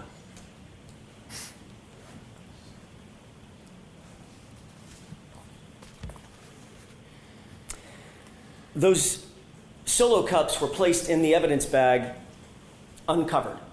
Yes. The evidence bag was then placed in Sergeant Lank's vehicle. It was closed and Sergeant Lang transported it to his vehicle. Yes. Okay. When you say closed, you mean the top of it was rolled up? Correct. Or folded over? Correct. Okay. It wasn't forensically sealed. Not at that time, no. There was no evidence tape that went on it. Not at that time, no. Matter of fact, the cups were still open and could slosh around. Uh, Assume they melted. yes, There's liquid blood and liquid water, like that's correct. snow. That's correct.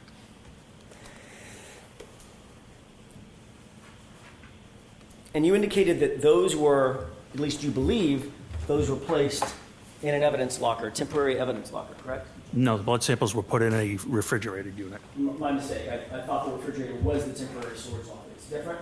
Yes, lockers are not refrigerated. That's where the glass would go into a locker. Okay. This was placed into an evidence refrigerator. That's correct. That was to maintain the integrity of the sample, the biological sample inside the cups, correct? That's correct. You have an evidence log of that. I don't know. You've never seen an evidence log indicating that those were actually put into a refrigerated evidence log. I removed them myself, so I know they were in the refrigerator unit When did you remove them? on February 1st. Right. We're talking about January 29th. They were taken to Canton PD by Officer Lang, Sergeant Lang, on January 29th. I'm just asking, well, let me ask a foundational question. Does Canton PD maintain something called evidence logs? I don't know the answer to that. I'm not the evidence officer. No. There is, it's all computerized. Right. So like I explained earlier, when they do get logged in, the officer puts the description of the property, hits the space bar, and the computer generates an evidence number. Right. And that evidence number is associated with just that piece of evidence. Just that piece of evidence, correct. And every time it's checked out or put back in, there is a log created, correct? Yeah, they do it by computer, yes. It's a digital fingerprint. Correct. All right. I mean, you're a former narco specialist, right? Mm-hmm. You did narcotics for years, right? I did. Drugs, about the most sensitive thing out there, right? I mean, you get a bottle of fentanyl, you're not just going to set it on Of the course. evidence subject's desk. You're going to make sure that damn thing gets logged exactly how it's supposed to, correct? Of course. Because it needs to have a trace of where it goes and who touches it and who has access to it, correct? That is correct. You've never seen an evidence log for these items that were taken from 34 Fairview and supposedly put into the, well, not supposedly because you took them out, and That's correct. ultimately went into a refrigerated evidence locker. Yeah, I wouldn't have access to the evidence log. Our evidence room is a very strict process. There's only 2 people that can even have access to the permanent, once it goes into permanent evidence. And it's the admin sergeant that changes the custody when it comes out for court, if an item has to come out for court, or if it has to be transported to another agency, or if an officer needs it removed from evidence for further inspection, the admin sergeant would take care of that. That's the way it's... Mr. Jackson, you're not going to finish today, right? No, I'm not. In 2 minutes? Two questions, and I'm also... All right, 2 questions. Thank you. That's the way it's supposed to work, correct? Yes. But you've never, as you sit here, you've never seen an evidence log determining where that blood went and who was handling it between January 29th and February 1st. I have never seen an evidence log. That's all I had, Your Honor, at least at this time. All right. All right, Lieutenant, we're going to have you come back tomorrow morning. Thank you, When Your the jury files that, you can file it right now. Thank you. So, jurors, that's it for today. The same 4 cautions. Please do not discuss this case with anyone. Don't do any independent research or investigation into this case. If you happen to see, hear, read anything about it, please disregard it and let us know tomorrow, and be very careful with your social media use. All right, see you tomorrow. Thank you. All rise for the court, please. Jurors, close your notebooks, follow me.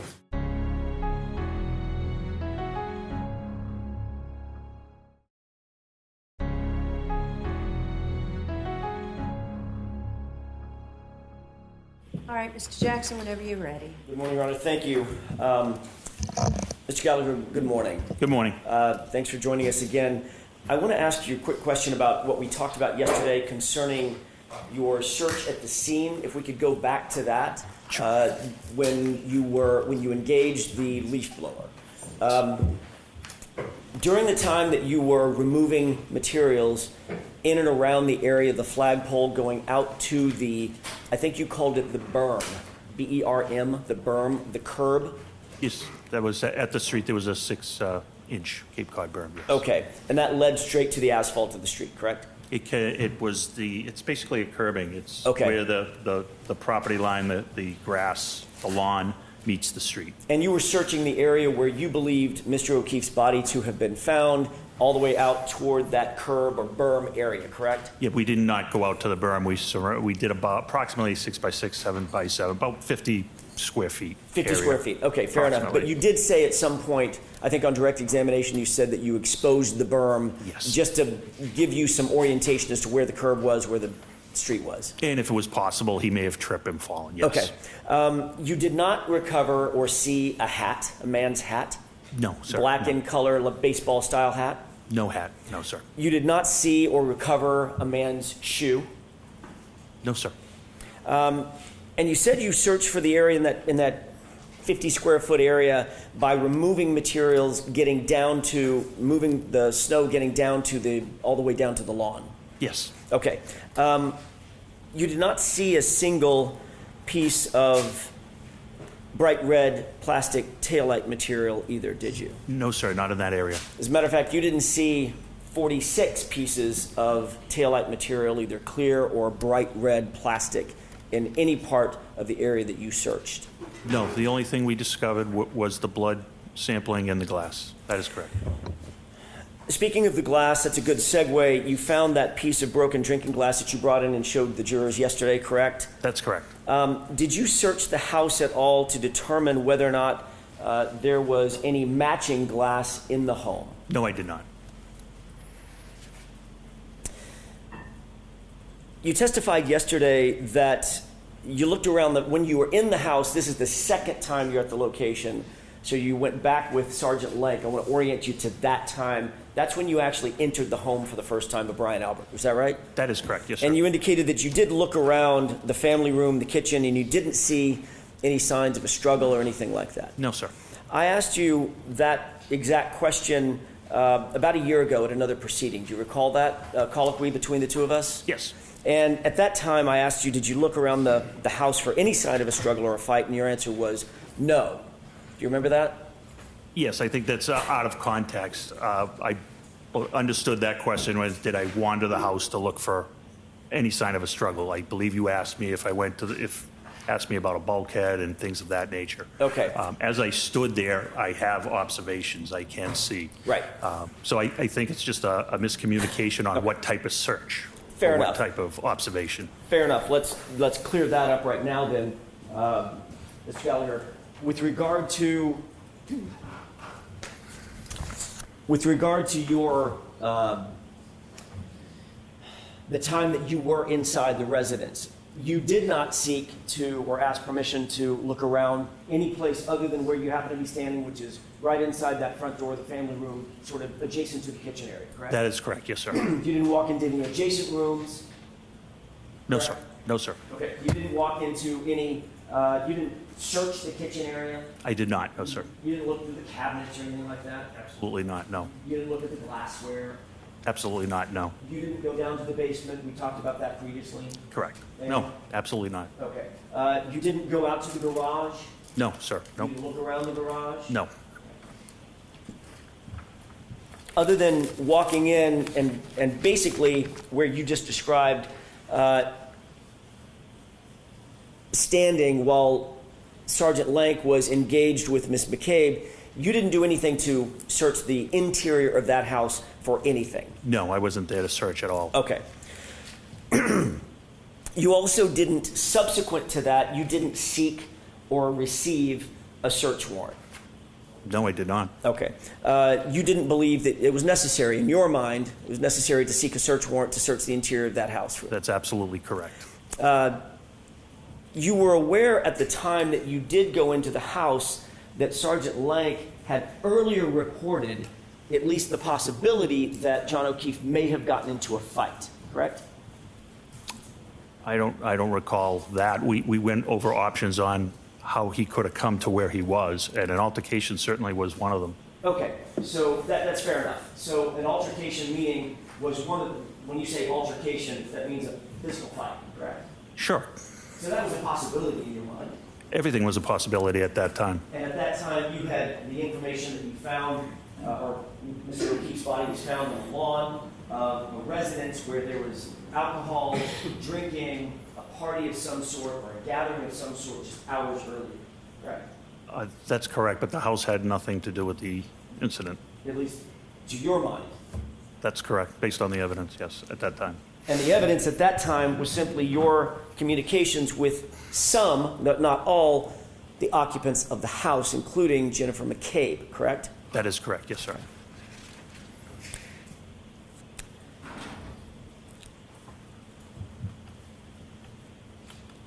you didn't separate any of the witnesses that were, or any of the occupants that you saw inside the house or you came across inside the house, for instance, by taking them to the station, putting them in separate rooms so that they couldn't coordinate testimony, things of that nature? At that time? At that time. So Detective Sergeant Lank was there to speak with Jennifer McCabe only. Okay. But there were others in the house? There were others in the house, yes. I'm just trying to figure out whether or not you took the added step of separating those witnesses, asking those witnesses potentially to join you down at the station, putting them in separate rooms, separating those witnesses. You did not do that? Not at that time, no. Okay. At any time, did you? No, we shortly thereafter, we were removed from the investigation. We removed ourselves from the investigation. And before you were removed from the investigation, you just left the house after the conversation that Sergeant Lank had with Jennifer McCabe, correct? Yes, after he took Jennifer McCabe's statement, we left the house, yes. Is the reason that you didn't seek a search warrant or separate the witnesses or ask any of the potential witnesses to join you down at the station, did that have anything to do with your knowledge that the homeowner was a police officer? Absolutely none. I've actually executed warrants on police officers' houses in the past, including police officers I personally worked with and had to charge some of their children. So that absolutely would not factor into a reason.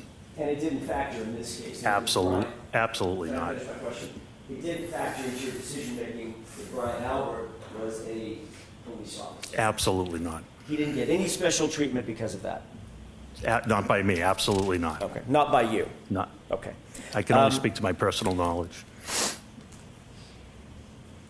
You were aware that, and you indicated yesterday, that the reason that Canton PD was removed from the investigation, or at least the interview section of the investigation, was because of a relationship of one of your detectives. You indicated your best detective, Kevin Albert, correct? That's correct.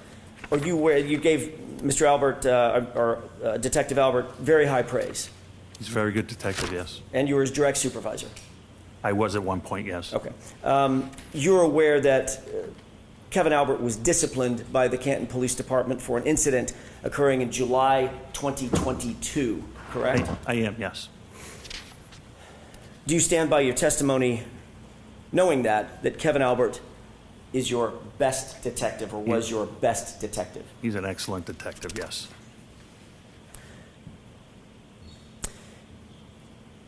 You indicated that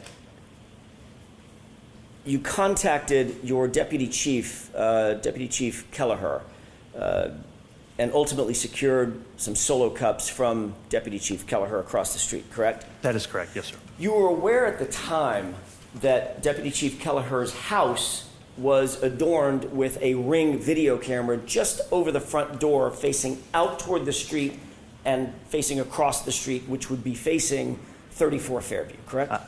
That is incorrect. He does not have a Ring camera. I know that his system is an Arlo camera, and I have personal knowledge of that because we've discussed cameras because we bought them approximately the same time. My mistake. Arlo camera, A-R-L-O. I believe so, yes. Okay, that's still, although it's a different brand, it's still a home personal surveillance camera, correct? Yes, but And you're aware that those are motion-activated cameras designed for security to capture images of things that may be going on outside the home.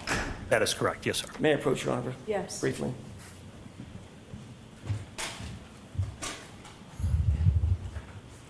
Thank you. Mr. Gallagher, would you take a look at that photograph that I've just handed you? Yes. What's it marked for ID? It is marked for ID, and Mr. Gallagher, if you could read that for me so it'd save me a trip up to the stand. I believe it's a 5, Exhibit 5. Could it be an S? It could be an S, yes. I think it's S, Your Honor. I apologize. It is S? Okay, thanks. Thank you, Mr. Gallagher. Do you recognize what's depicted in that photograph? I recognize the camera and the door. Okay. Is that a shot of Deputy Chief Gallagher's, sorry. That's okay. I know what you're asking. Is this a shot of Deputy Chief Kelleher's front porch? It appears to be. Okay. Does that front porch face 34 Fairview? We need a time frame. I'm sorry, Your Honor? We need a time frame. Sure. Did you see that Arlo camera so situated when you went over there on January 29th, 2022? I knew it was there, yes. Okay. And is that a fair representation of what the camera looked like and its positioning, basically its positioning in January of 2022? Yes. Okay. Did you seek the footage from that No, I camera? didn't. I know what that camera captures. Okay. Your Honor, with the court's permission, when we publish, I'd like to mark this as evidence next in order. Okay? If I may approach. Yes. Is it 53?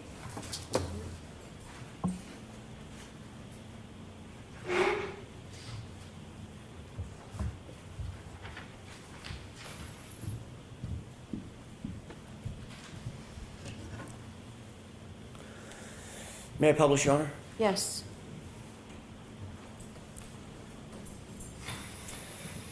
Mr. Gallagher, do you recognize this as being the photograph that you just saw, Exhibit 53? That is correct. Okay. I'm going to draw your attention, and by the way, there's one amendment to this photograph. There's a redaction of the address. You see that? Yes. Okay. I'd like to draw your attention to that area right there, which I'm Yes. highlighting. Yes. What is that?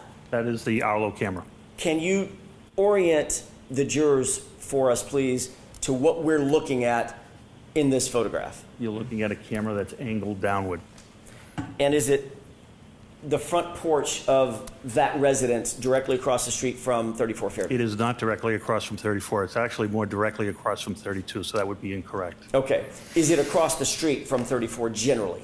It is, if Lieutenant Kelleher's house is here, 34 is over here across the street. Okay. Is there a view from that front porch, just generally as you're standing there, if you were to turn 180 degrees and put your back to the door, is there a view of 34 Fairview as well as 32 Fairview? Oh, sure, absolutely. Okay. Did you seek, and we can take this down.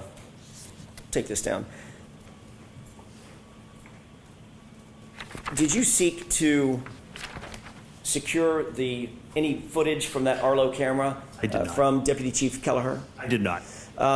Did you talk to Deputy Chief Kelleher about that footage?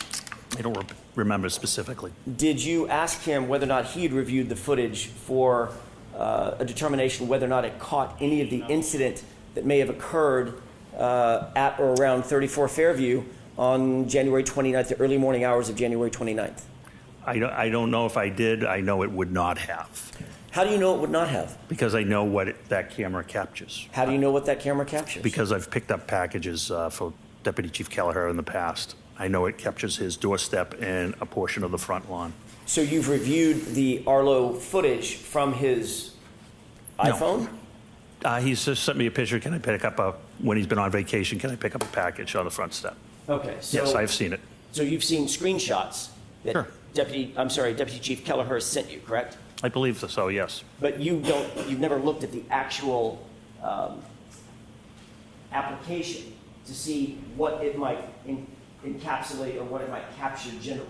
We've compared what we have our cameras set up as. We had communicated about security at our houses multiple times. I know it captured the front door and a portion of the front lawn. Do you believe that it would have been best practices to go ahead and secure that footage so we don't have to take anybody's word for it? We could actually look at the footage ourselves. I didn't do that. Do you think that would have been best practices to do that, just to have belt and suspenders? So there's no question about whether or not that camera that's facing, at least it's facing directly across the street, might have captured something of interest on the morning of January 29th, 2022. To me, there was no expectation that it had captured anything, so I didn't think it was practical. So because of your expectation, you didn't seek the footage and you didn't secure the footage. Because of my knowledge and expectation, yes. And you now know that that footage is gone. It's overwritten. I would assume so. I'm not familiar with how long Arlo keeps footage.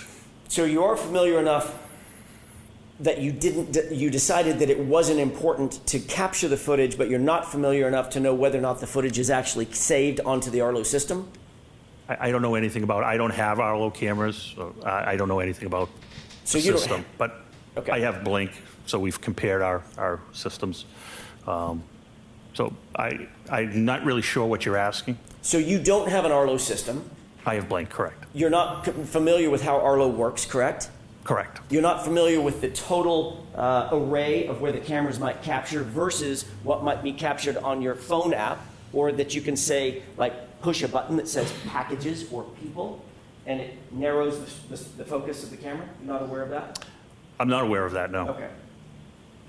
But you would have been aware of that if you had captured the footage and simply said to Deputy Chief Kelleher, I'd like that ring footage for that 24-hour period. Okay, it's not Ring. And I'm sorry, that Arlo footage for a 24-hour period. Sure. Yeah. Well,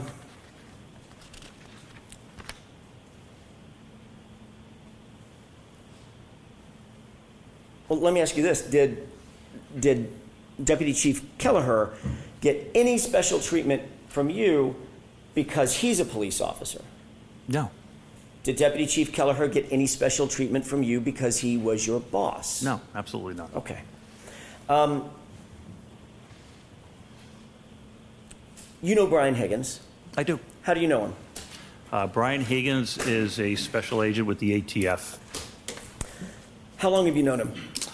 I first became aware of Brian Higgins probably around 2016, 2017, when I was with the DEA and we were working a Title III investigation, which is a wiretap investigation into gang activity, drug distribution in the Boston, Brockton area. I never had any personal contact with him at that time. He was just an agent in the group I was working for. Ultimately, did that professional relationship seep into more of a personal relationship as well? It did. So I think it was 2018 or 2019, the ATF had a satellite office at Canton PD, and he was one of the special agents that was assigned, yes. So he actually officed in the brick and mortar location of Canton PD? Yes, he did. And did he maintain that office all the way through January of 2022? He did, yes. And during the course of your interaction with Mr. Higgins, did you become friendly with Mr. Higgins? I've become friendly with Mr. Higgins, yes. Most of my coworkers I'm friendly with. Is it safe to say that you socialized at times with Mr. Higgins? I have, yes. Okay. You've shared cocktails with Mr. Higgins? Yes. Shared meals with Mr. Higgins? Yes. Okay. So it is safe to say that you have both a professional and a personal relationship with Mr. Higgins? Yes, I do. And you consider him a good friend? Yes, I do. You were aware, Mr. Gallagher, that he was at 34 Fairview on January 29th, those early morning hours, during the course of the time when John O'Keefe went to 34 Fairview? I'm sorry, can you repeat that question? You're aware that Mr. Higgins was at 34 Fairview in the home at the time that John O'Keefe went to 34 Fairview on January 29th, 2022? By the time I became aware of it was afterwards, yes. Okay. That's what I mean. I know Yes. you weren't aware of it at the moment, but Right, okay. you became aware of it. Later on, yes. Okay. When did you become aware of it? I'm not sure. It was after we were, I'm not really sure. It was during the time that you were dispatched over to Brian Albert's house to ultimately either begin the investigation or go into the home with Sergeant Lank and interview with people there, correct? No, that wasn't the time, no. Didn't you say in a report to Lieutenant Tully that when you went over to Brian Albert's house, that Brian Higgins was not there? I don't recall Brian Higgins being there. Right. So what I'm trying to register is whether or not you knew at the time that you went to Brian Albert's house, at least that second time, that you might or might not have expected to see Brian Higgins there because you knew he was at the home when John O'Keefe arrived there the night before. Can you rephrase that question? I'm not following you. Sure. When you went back to, in other words, during the time that you were investigating and joining Sergeant Lank Yes. back over at Brian Albert's house, you knew that Brian Higgins had been somehow in that home the night before. I don't believe I did at that time. When do you think you learned that? Sometime afterwards, probably when I saw the list and reviewed the narratives of the officers. Would that have been days or weeks later? No, it probably would have been, within 24 hours or so. Okay, within 24 hours of your involvement. Correct, Okay, yes. that's what I was trying to get to. Okay, Thank I you for that. apologize. My bad. Yeah. Bad questioning on my part. So within 24 hours of your involvement, which would have been, your involvement was the early morning hours of January 29th. That's correct. Correct? Within 24 hours of that, you knew Brian Higgins was somehow tangentially involved or collaterally involved as a potential witness, if nothing else? I'm not sure he was a witness to anything. I was aware that he attended the house at 34 Fairview after they left the bar. Right. And you said, well, I'm not sure he was a witness to anything. The one way to figure out whether or not someone is a witness to anything is to actually formally interview them, correct? That's absolutely correct. Which you did not do. We were removed from the investigation before I found out Brian Higgins was involved. Okay, so you were removed. So I wouldn't be interviewing him. You were removed, and then it was within a few hours of that you realized that Brian Higgins was somehow involved. Not a few hours. No, I said it was within 24 hours probably. Okay. You're aware that Mr. Higgins not only had an office at Canton PD, he also had a key card for Canton PD. Yes, he did. Explain for the jurors what a key card or an access card at Canton PD means. What is that? What is a key card for Canton PD? So it's a secure building. I think we've all seen it. You have the square boxes with the red light. The key card allows you access into the building. And depending upon your rank, you have different rights. Each individual has different rights to enter different areas. You had, for instance, being a top-level Canton lieutenant, you had a key card that was probably the functional equivalent of a master key card. You could get in pretty much any place you wanted? Absolutely not. Okay, where could you go? It's easier if I say where I can't go. That probably is easier. Would that be work? Explain that. So I can't go to the armory, which is where weapons are kept and ammunition is kept, and I can't go into permanent evidence. Okay. You're aware that Brian Higgins had a key card? Yes, I am. And that access card gave him access to pretty much, with the exception of the armory, possibly the evidence room, and what was the other location? I think that's what I said, the evidence room Okay. and the armory. With the exception of those, you're aware that Brian Higgins' key card gave him access basically to the entirety of the Canton Police Department? Well, so I want to specify, I don't specifically know what Brian Higgins had rights to, but there are also parts of our department that are secured by key locks that he wouldn't have access to, and I don't have access to as well, offices and things of that nature. I want to focus your attention on the sally port, if I Okay. could. You can enter the sally port, which is a fancy name for a garage, correct? It certainly is, yes. Okay. You can enter that from the outside, meaning out in the elements. You come from a parking lot adjacent to or that services the sally port. You can enter from there, correct? Yes, there's one pedestrian door on the main entrance side, and it's for location purposes. It's right beside the garage door that's marked number 4. And the garage door is one of those big roll-up, industrial-style roll-up doors that comes up and down? That is correct. And then you can also enter the sally port from inside Canton PD, correct? There are 2 locations you can enter the sally port from inside, yes. And Brian Higgins' key card gave him access to both of those locations, the pedestrian portal going into the sally port from outside, as well as the pedestrian portal from inside Canton PD. That would be correct. Okay. Speaking of the sally port, you were, if not the person, one of the people who let Massachusetts State Police into the sally port on February 1st, 2022 to process the black SUV, correct? The Lexus. I'm not sure if I was the one that gave them access, but like I said, I've testified to. I certainly would have. Okay. That SUV had actually arrived on January 29th, 2022, 3 days earlier. Is that right? I believe so, sometime after 5 or 6. I'm So not it sure of was the time. in the sally port from January 29th all the way to February 1st, at least to your knowledge, for 3 full days in the sally port, correct?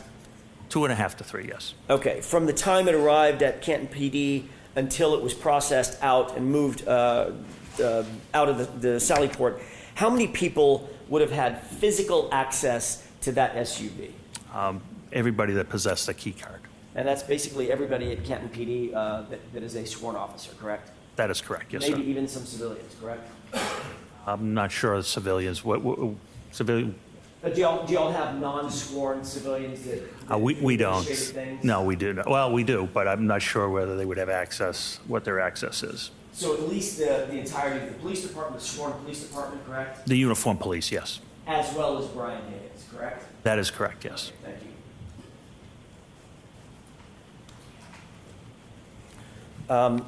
Oh, by the way, can I go back to something? Sure. When you were at 34 Fairview, when you walked in with Sergeant Lank, you walked in through the side door or the main door? Side door. Side door into the family room, correct? I believe it's a family room, yes. Walked into the kitchen, correct? I was by the kitchen. Adjacent to the Yep. kitchen. Did you see a dog? I did not.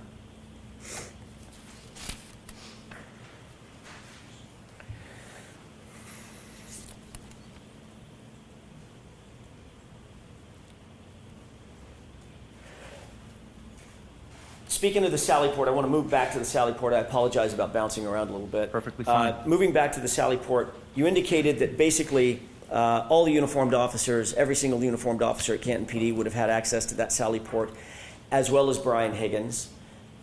They also would have had access to everything inside the Sally Port, whatever was left there. Yes. The SUV and other stuff, for lack of a better technical phrase, correct? Yes. Okay. Did you photograph or did you cause to be photographed the SUV when it arrived on January 29th in your Sally Port? We had been recused at that point, and I wasn't working when the vehicle arrived. So I thought you said that you were recused only from doing interviews. From doing investigative interviews, but I wasn't present when, I wasn't working when the vehicle came in. Okay. So you could have taken photographs of the vehicle had you wanted to, or caused someone to do that had you wanted to. I had no idea that vehicle was coming to Canton PD, sir. Okay. Once you got to, as the lieutenant in charge at the scene, was it important to you to know that a seminal piece of evidence had been moved into the custody and control of Canton PD? It wasn't important to me. It's the state police investigation. Even though it was on your property, in your Sally Port, with access through your key cards. That's up to my chief. That's not up to me. I see. To your knowledge, let me just ask it this way. To your knowledge, did anybody seek to photograph the vehicle when it arrived at Canton PD on January 29th, 2022, to your knowledge? I have no personal knowledge of that. Have you ever seen a photograph of that vehicle that was taken by someone in law enforcement on January 29th? I'm going to give you 3 days. January 29th, January 30th, January 31st, 30th, or February 1st. I have seen photographs. I'm not sure what days they were taken. The photos were taken. You have not seen a photograph that was taken on January 29th, however, have you? I've never seen anything dated January 29th. You've never seen a photo, and I'm going to go through this a little bit more. You've never seen a photograph that was taken on January 30th, have you?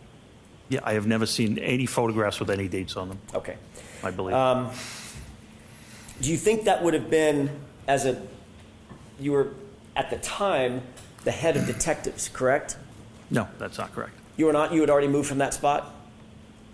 In January of 2022, I may be wrong. I thought You are wrong. as the lieutenant, you were also the head of detectives. No, that was Lieutenant Gallagher at the time. I know you keep it's a mix-up. So we've had promotions since January 29th, and I think that's where the mix-up might be. So he was a when lieutenant you at the refer to time. Deputy Chief Gallagher, he was actually Lieutenant Gallagher, and he was in charge of detectives at that time. At some point, had you been in charge of detectives? I became in charge of detectives in June of 2022. June of 2022. Yeah, approximately 6 months later. Understood. You had been a detective previously, however. That is correct. Okay. Yes, sir. As a detective, do you believe that it would have been important to photograph, had you had your druthers to do it, it would have been important to photograph that vehicle when it came in so that it could be memorialized and documented the exact condition that vehicle came in on January 29th, 2022. So this is important to know that, unfortunately, John O'Keefe was deceased at this time. Once John O'Keefe becomes deceased, it becomes the state police's investigation, the Norfolk County District Attorney CPAC investigation. That's why it is not our investigation. It's up to the investigating agency to make those decisions. Even something as uninvasive as taking photographs? Yes. Okay.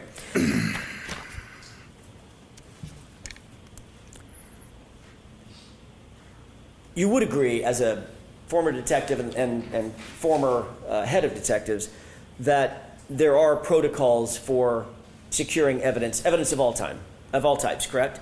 Correct. Those protocols dictate that not only is evidence properly secured, it needs to, once it's seized, it needs to be properly secured, and it needs to be separated from other evidence to avoid something known as cross-contamination, correct? Correct. And you would agree with me that that is paramount in evidence handling in any investigation, correct? Yes. And that's because once evidence is cross-contaminated, its integrity basically collapses, right? That's correct. It's especially true of biological material, is that right? Yes. Because biological material, unlike a shovel, the biological material on the shovel becomes hypersensitive. It's hyper important. It can be cross-contaminated with other items. Sure. And it can tell an incorrect story, correct? Yes. It could tell, if there's cross-contamination, it could tell a false story. It's been done, yes. And DNA, obviously, we're talking about biological material. The most sensitive of all the biological material is DNA evidence, right? What do you mean sensitive? So it might take some effort to move saliva from one item to another. It takes almost no effort to move DNA from one item to another and to detect it. You understand what I'm saying? The sensitivity of the detection. No, I don't understand what you're saying. You understand that I could touch this podium and you might not get my fingerprint off of it. Correct. Might not, correct? Might not. What do you think about getting my DNA off that podium that I Yes. just touched? You're absolutely going to get it, right? Yes. Yeah. That's what I mean by sensitivity. Okay. You would agree that DNA is hypersensitive. I would agree that DNA is better than fingerprints, yes. I'd like you to take a look at a series of photographs if we could.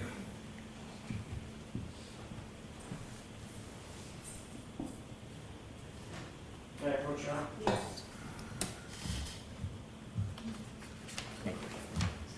Okay. There are 4 photographs, Gallagher, that I'd like you to look at briefly and familiarize yourself with if you can.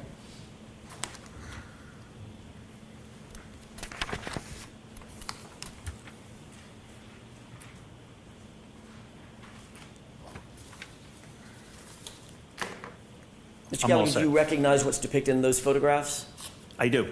How do you recognize what's depicted in each one of those? There's 4 of them in front of you. Just generally, how do you recognize what's depicted in those photographs? Generally, I know this is the exchange of custody from the Canton Police to the Massachusetts State Police. Are those taken inside the Sally Port, to your knowledge? They are, yes. Some of those photographs include the SUV, One SUV picture, yes. and some of those photographs include the blood evidence that you've earlier described, the solo cups, the Stop and Shop bag. correct? That is correct, yes, sir. May I approach? Yes.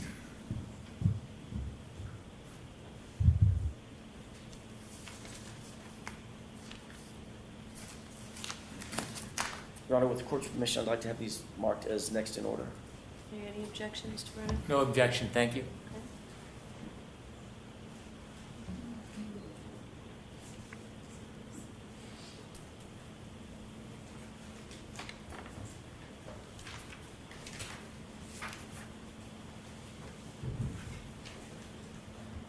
Exhibits 54 through 57.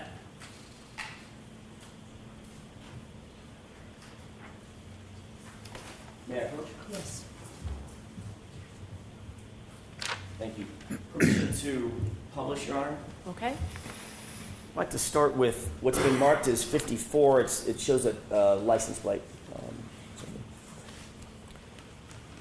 Do you recognize what's depicted in this photograph? Yes, based on the location, the vehicle, the broken taillight, I believe that's Miss Reed's vehicle. And do you know when this photograph was taken? I do not. Do you believe it was taken between January 29th and February 1st? Yes. But you don't know when it was taken? No, I don't have personal knowledge, no. I just want to draw your attention very briefly, just to orient us, to this area on the bottom right-hand corner. Do you see that, what looks like a white rag on the ground? Yes, based on the pictures, I think it might be a paper towel, but yes. Okay. If we could look at the next photograph, which is 55, looks like a paper bag.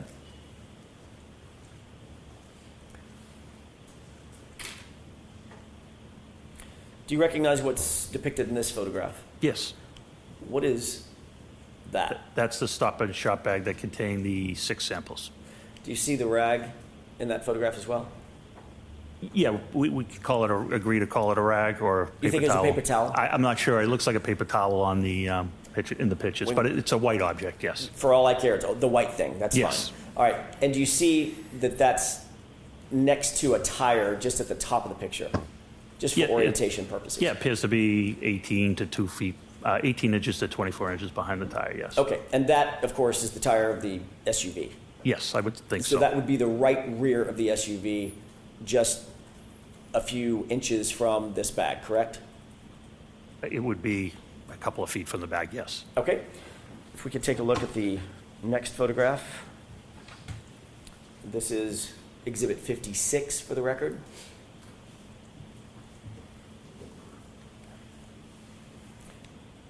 What's depicted inside the bag? The red Solo cups. And you still see the rag in the photograph. I sure do, yes. So the SUV would be right here, correct? At the top of the left. Well, I front. can't see the top of it. It would be, it's nearby, yes. Okay. And it's not just nearby, it's the right rear of the SUV that's nearby, correct? Yes. Okay. And one final photograph.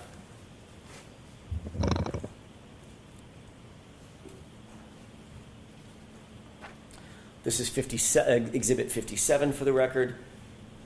What is inside that? What's depicted inside that bag? The red Solo cups with coagulated blood. And these are the only, we can have the lights, please. And so if you take that down.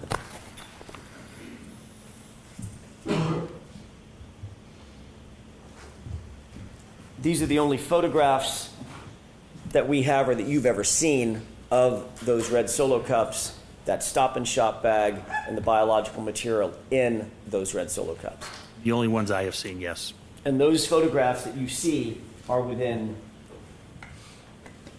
2.5 feet from the right rear of that SUV, correct? Approximately, yes. And the right rear of that SUV houses the taillight material, correct? Or the taillight The area. tail light area, yes. The cups were not sealed, correct? The cups were not sealed. The bag was not sealed, was it? As far as I know, what do you mean by sealed? Yesterday you brought a box in. You remember that? Yes, That box had tape on it. that's correct. What color was the tape? Red. Why is the tape red? It can be red, it can be blue. I mean, evidence tape is different colors. Normally, in your experience, red evidence tape is used to formally seal evidence bags or evidence containers, correct? Yes, That's because it highlights to the eye a visual cue. Hey, that's important. It's been sealed. It's got bright red tape on it, correct? correct. Oftentimes, that tape has additional information on it as well, correct? You could have initials on it of who put the tape on, yes. Right. In other words, it might say evidence, correct? Might be pre-printed with the word Pre-printed, evidence. yes, correct. And it may have a place for initials to be. Correct. And one of the reasons that you initial it is because if someone takes a razor blade and cuts through, or a knife and cuts through that tape, those initials are cut through. It has to be retaped and reinitialed, correct? That is correct. That is a basic protocol for chain of custody, is it not?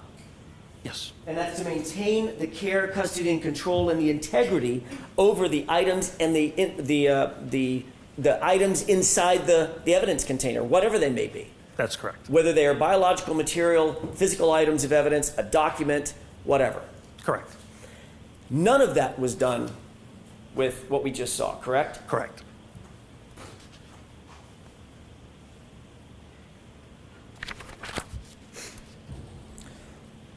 We've agreed already that the blood was stored in non-sterile Solo cups, correct? Correct. We've agreed that those cups were not sealed. The cups themselves were not sealed. There was no cap. There was no plastic, plasticine, saran wrap, nothing put over the cups, correct? That is correct. So they were open. Yes, They were not in an evidence bag. They were in a grocery bag, correct?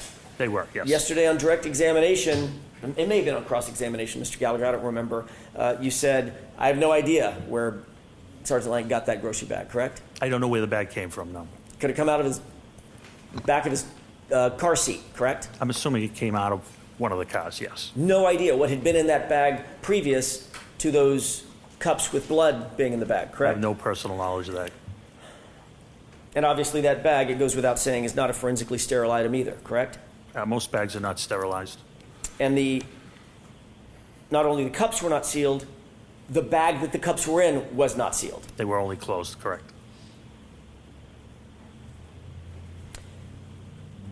You will agree that having unsealed and unsecured biological material, specifically blood material, situated right next to the right rear quarter panel of that SUV would not be within normal protocols for securing evidence, correct?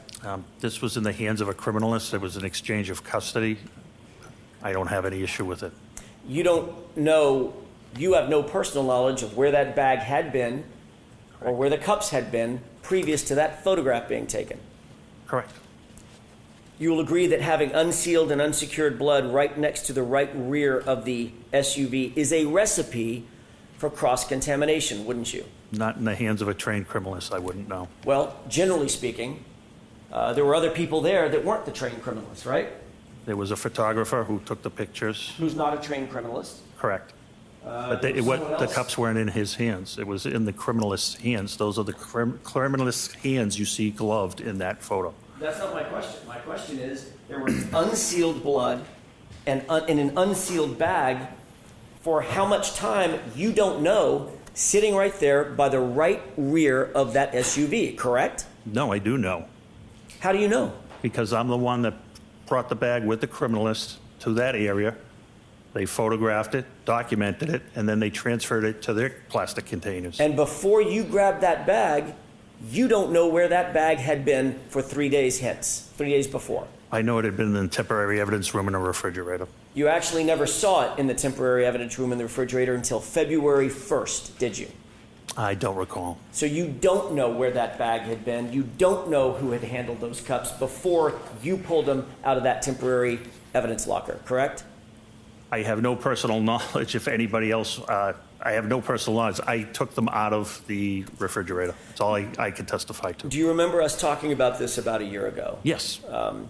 And I asked you, would you agree that having unsealed and unsecured blood next to the right rear portion of the SUV is a recipe for cross-contamination? I asked you that question. You did. And you said, if I can speak to this incident alone, and I asked, that's a yes or no question. That is correct. Do you remember that? Yes.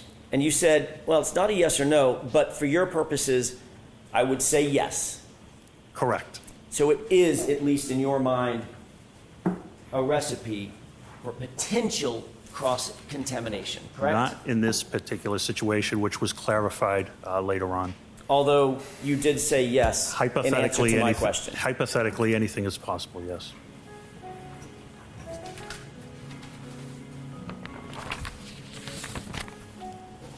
Thank you, Your Honor. That's all I have.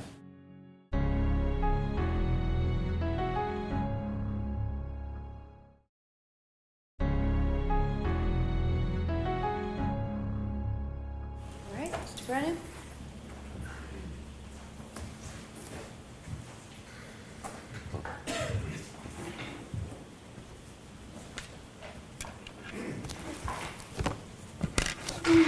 May I? Right ahead, yes. Lieutenant Gallagher, you mentioned that one of your colleagues who lived on Fairview Road had an owl camera. Had an Arlo camera, yes. That day or that morning when you went to Fairview and looked around where Mr. O'Keefe's, where you were directed Mr. O'Keefe's body was, were you aware that that gentleman had a camera? Yes. You shared with us that you had familiarity with the angle of that camera. Do you have any information whatsoever that he or anybody on his behalf used the phone to change the camera angle? No, I don't. Do you know if that camera could even reach the street if you wanted to? I'm not sure. Do you have any information that there are applications or different things you can do to the camera to move it remotely? Is there any evidence or information you have? No. When you decided not to ask him about the camera, was that based on anything other than your already familiarity and knowledge of the angle that camera was set? No. At any time he's ever shown you, you've ever seen clips from that camera, were they consistently showing the same area, or did it change over time? Objection, Your Honor. I'll allow it. They were the same. In your mind, why didn't you go seek footage from that camera? In my mind, Yes. because I knew it wouldn't have captured anything. Activated cameras, and he didn't have them on the street because it's a busy street, and the batteries would die, and and who knows, very quickly if they captured the street.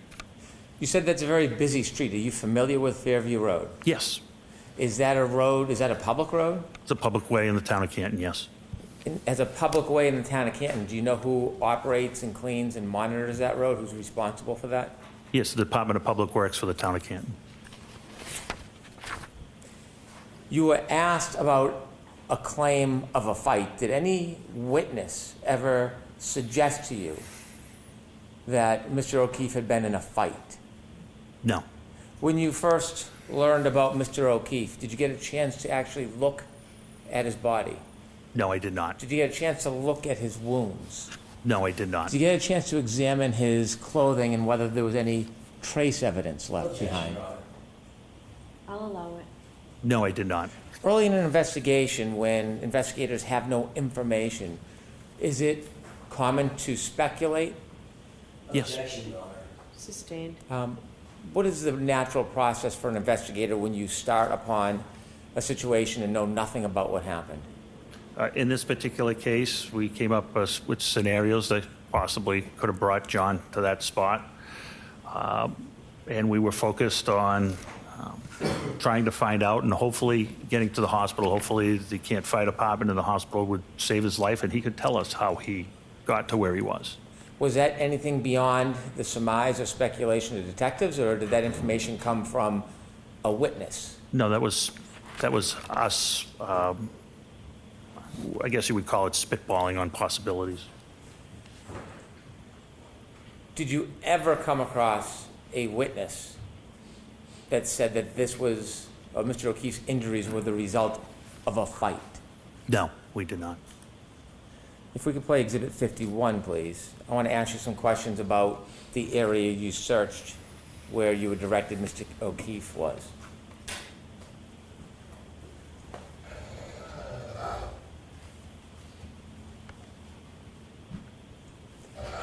Stop it there, please, Ms. Gilman. You did not see exactly where John O'Keefe was when he was found?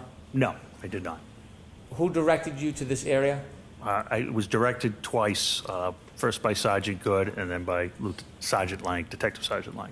You shared with us yesterday you were looking in that area where you thought John O'Keefe was found. Correct. You asked questions about a berm. Is that the separation between the street and the yard? Yes, it is. Did you clear off a piece of that berm? We did. And the reason was? We wanted to see what was there. We didn't know what was there. Did you do a search from the flagpole all the way to the street? No, Did you do a search of that flagpole across the front yard? no, Did you do a search from that flagpole all across the berm, all the way down the line? no. It was approximately 15 to 18 inches And why such a limited search? because we had no other reason than it was a medical call at this time. Did you see snow in other parts of the yard? Yes, the entire yard was covered. And other than Officer Lang's footprints across the front of the yard, no other footprints? There were no other footprints. Any other visible signs that anything was moved or dragged across that side or front lawn? No, not at all. Any doggy prints in the snow? No, not at all. You were asked whether you sought a search warrant. Is there a difference between a witness and an eyewitness?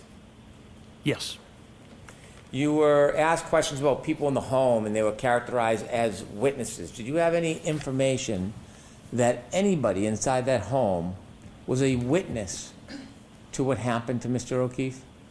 no, Did you have any information when you made these decisions about search warrants? Did you have any information from anybody, anywhere, that Mr. O'Keefe ever stepped 1 foot inside that home? I'm going to allow it.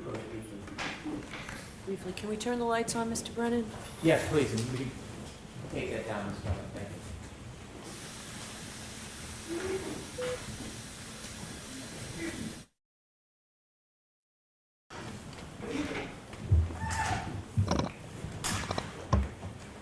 May I? Yes. As a lifelong law enforcement officer, have you obtained search warrants before? Yes. Have you obtained search warrants for homes? Yes, many times. Is there a certain requirement before you obtain a search warrant for a home? Yes, critical legal standards, yes. And what is that?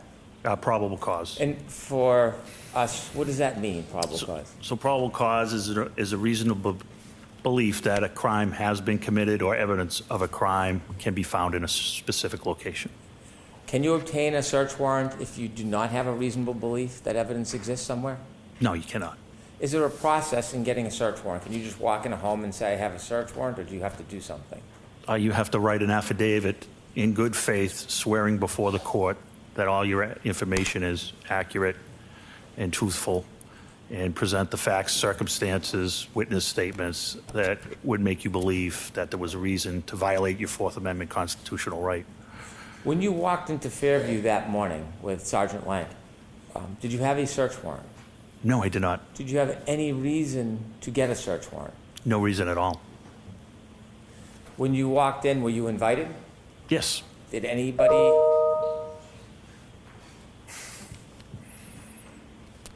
prevent you from coming in? No, not Did at all. anybody ever ask you to leave? No, not at all. When you spoke to Mr. Albert, did he ever discontinue or end the conversation? No.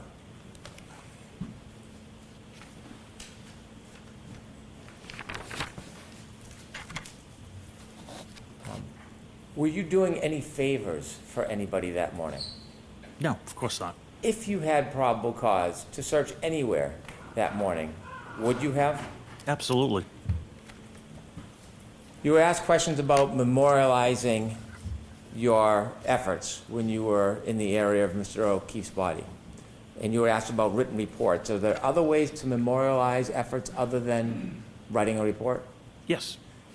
You videotaped, or you had Sergeant Good videotape your search? That is correct. Who told him to do that? I did. Why did you tell him to do that? Because I want it, in case it ever became an issue, I wasn't familiar with it being used before. I wanted people to understand how effective it was. Do you know whether or not the police cars have dash cams? They do, yes. Do you know if any of the police cars had dash cams that day? 3 of them did, yes.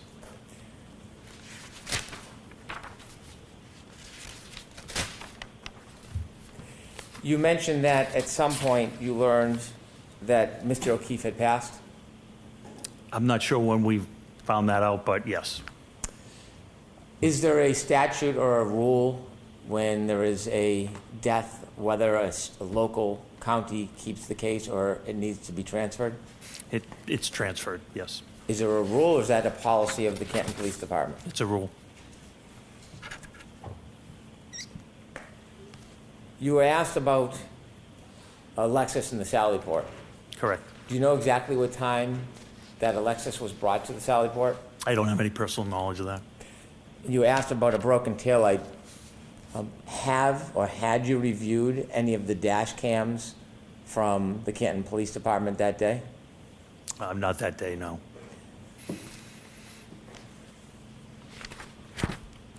You were asked about cross-contamination with the cups. When you brought the cups to the criminalist, where did you give them to him or her? I carried them down to, we walked together, I carried them down to the Sallyport.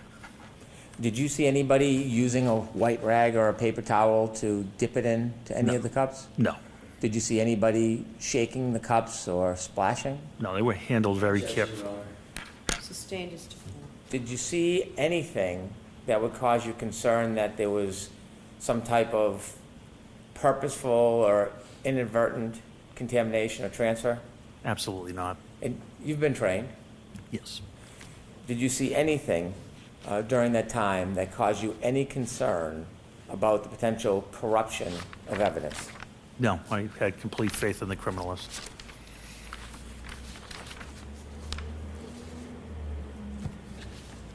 May I approach, Your Honor? Yes. There is a box for identification that has a glass in it. I'd like to take that into evidence. Jimmy? I'll do it later then. Is there any objection, Mr. Jackson, any objection to? Okay.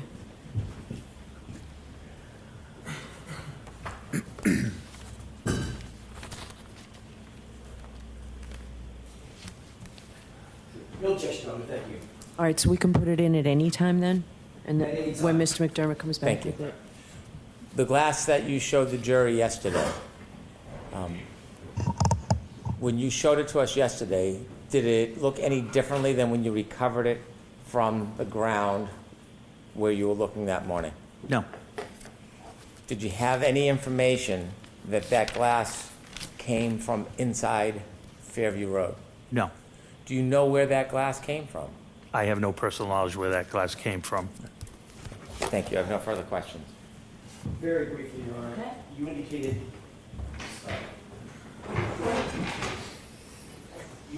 that you were spitballing, to use your word, correct? Correct, Trying to figure out what happened. correct. That's the job of an investigator, correct? That is correct, You yes, don't sir. just take witnesses' words for things, do you? That is correct. You have to corroborate things. Yes, You have to look deeper, yes, ask more questions, absolutely. actually investigate.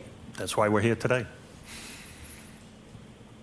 You don't rule out anything or anyone We right didn't- off the bat, correct? Correct. and we No did not. one is ruled out. Nothing is ruled out, correct? That is correct, yes. You follow where the evidence leads you, period, amen. Absolutely. You didn't seek to separate the occupants at 34 Fairview, correct? No, You didn't interview Brian Albert formally, did you? I did not, no. You were asked by Mr. Brennan, did he ever end the conversation precipitously? Did he end it early or anything like that? He didn't end any interview because he wasn't interviewed, correct? That is correct. You didn't interview Brian Higgins. That is correct. You wouldn't interview Brian Higgins because he's your personal friend, correct? Correct. But you didn't have anybody else interview him either, did you? Again, we're talking, I think we've gone over this and maybe you didn't understand it. I didn't know Brian Higgins was at the house at that time. Because you didn't ask anybody else who was at the house at that time. I wasn't talking to anybody at that house, correct? Might have been a good idea, wouldn't it? Not at that time. We were there for one specific reason. We wanted to get to the hospital. So, no. Might have been a I good disagree. idea to sit Mr. Albert down and say, there, you're shaking your head again. I'm not done with my question. Might have been a good idea, Mr. Gallagher, since you happen to be there, no sweat off your brow, to sit Mr. Albert down and say, by the way, I got a pen and a paper. Who was here last night, just before John O'Keefe was found dead on your lawn? Who was here? Might have been a good idea, correct? So that was already done by Detective Sergeant Lank, and it was documented in his report of everybody of what Mr. Jackson is asking. Then how did you two not know that Brian Higgins was there? I don't know where. At 34th. I'm confused. At what time? Right. At what time? Exactly. At what time? When John O'Keefe arrived Okay. at 34 Fairview after midnight on January 29th, 2022. So when I discovered Brian Higgins was there, wasn't until I read the report. As we were standing in the house, Sergeant Blank, you just told these jurors, knew that Brian Higgins and everybody else was there. He had obtained the names. He hadn't written the report yet. And hadn't told his boss, I don't recall. even though you two went together to interview yet another witness? That's correct. There was a very fast-moving scene and pace. That is correct.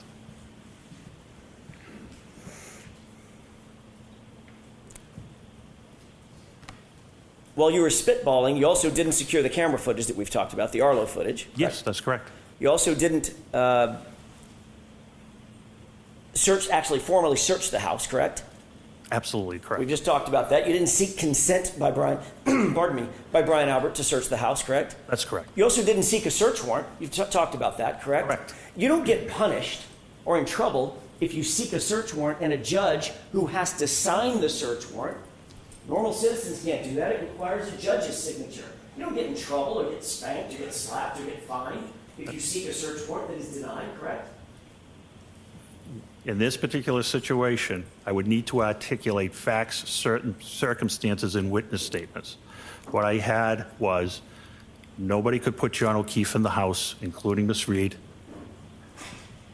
and that we had a glass where they were coming from a bar, and I had 3 separate police officers, including myself, that had been in that house on 3 separate occasions and saw nothing amiss. I have a good faith obligation to present the truth to a judge.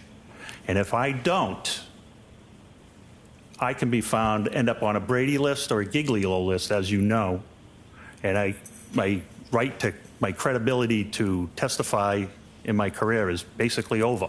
So yes, you can get in trouble. You're talking about lying in an affidavit, sir. I'm talking about misleading. Correct. I would have to twist circumstances to have the right to search Brian Albert's house. We had no reason, and there's been no reason since. How about this?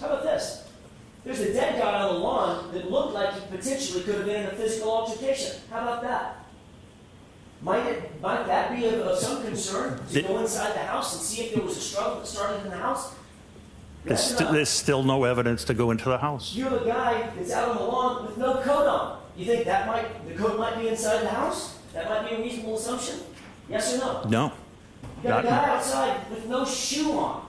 You think the shoe might be inside the house? That might be a reasonable assumption? I never saw Mr. O'Keefe. I wasn't aware that he Because you didn't have his shoes. seek to find out the details. Other people knew every single fact that I just suggested at the time you walked in the house, correct? Objection. Sustained. The fact is you didn't seek a search warrant. I wouldn't. Correct. The fact is you never searched the house. That's correct. The fact is you never searched the basement. That's correct. The fact is you never searched the garage. That's correct. That's all I have, Your Honor. Have you ever learned one fact that would have justified searching that house? Not to this day. Objection, Your Honor.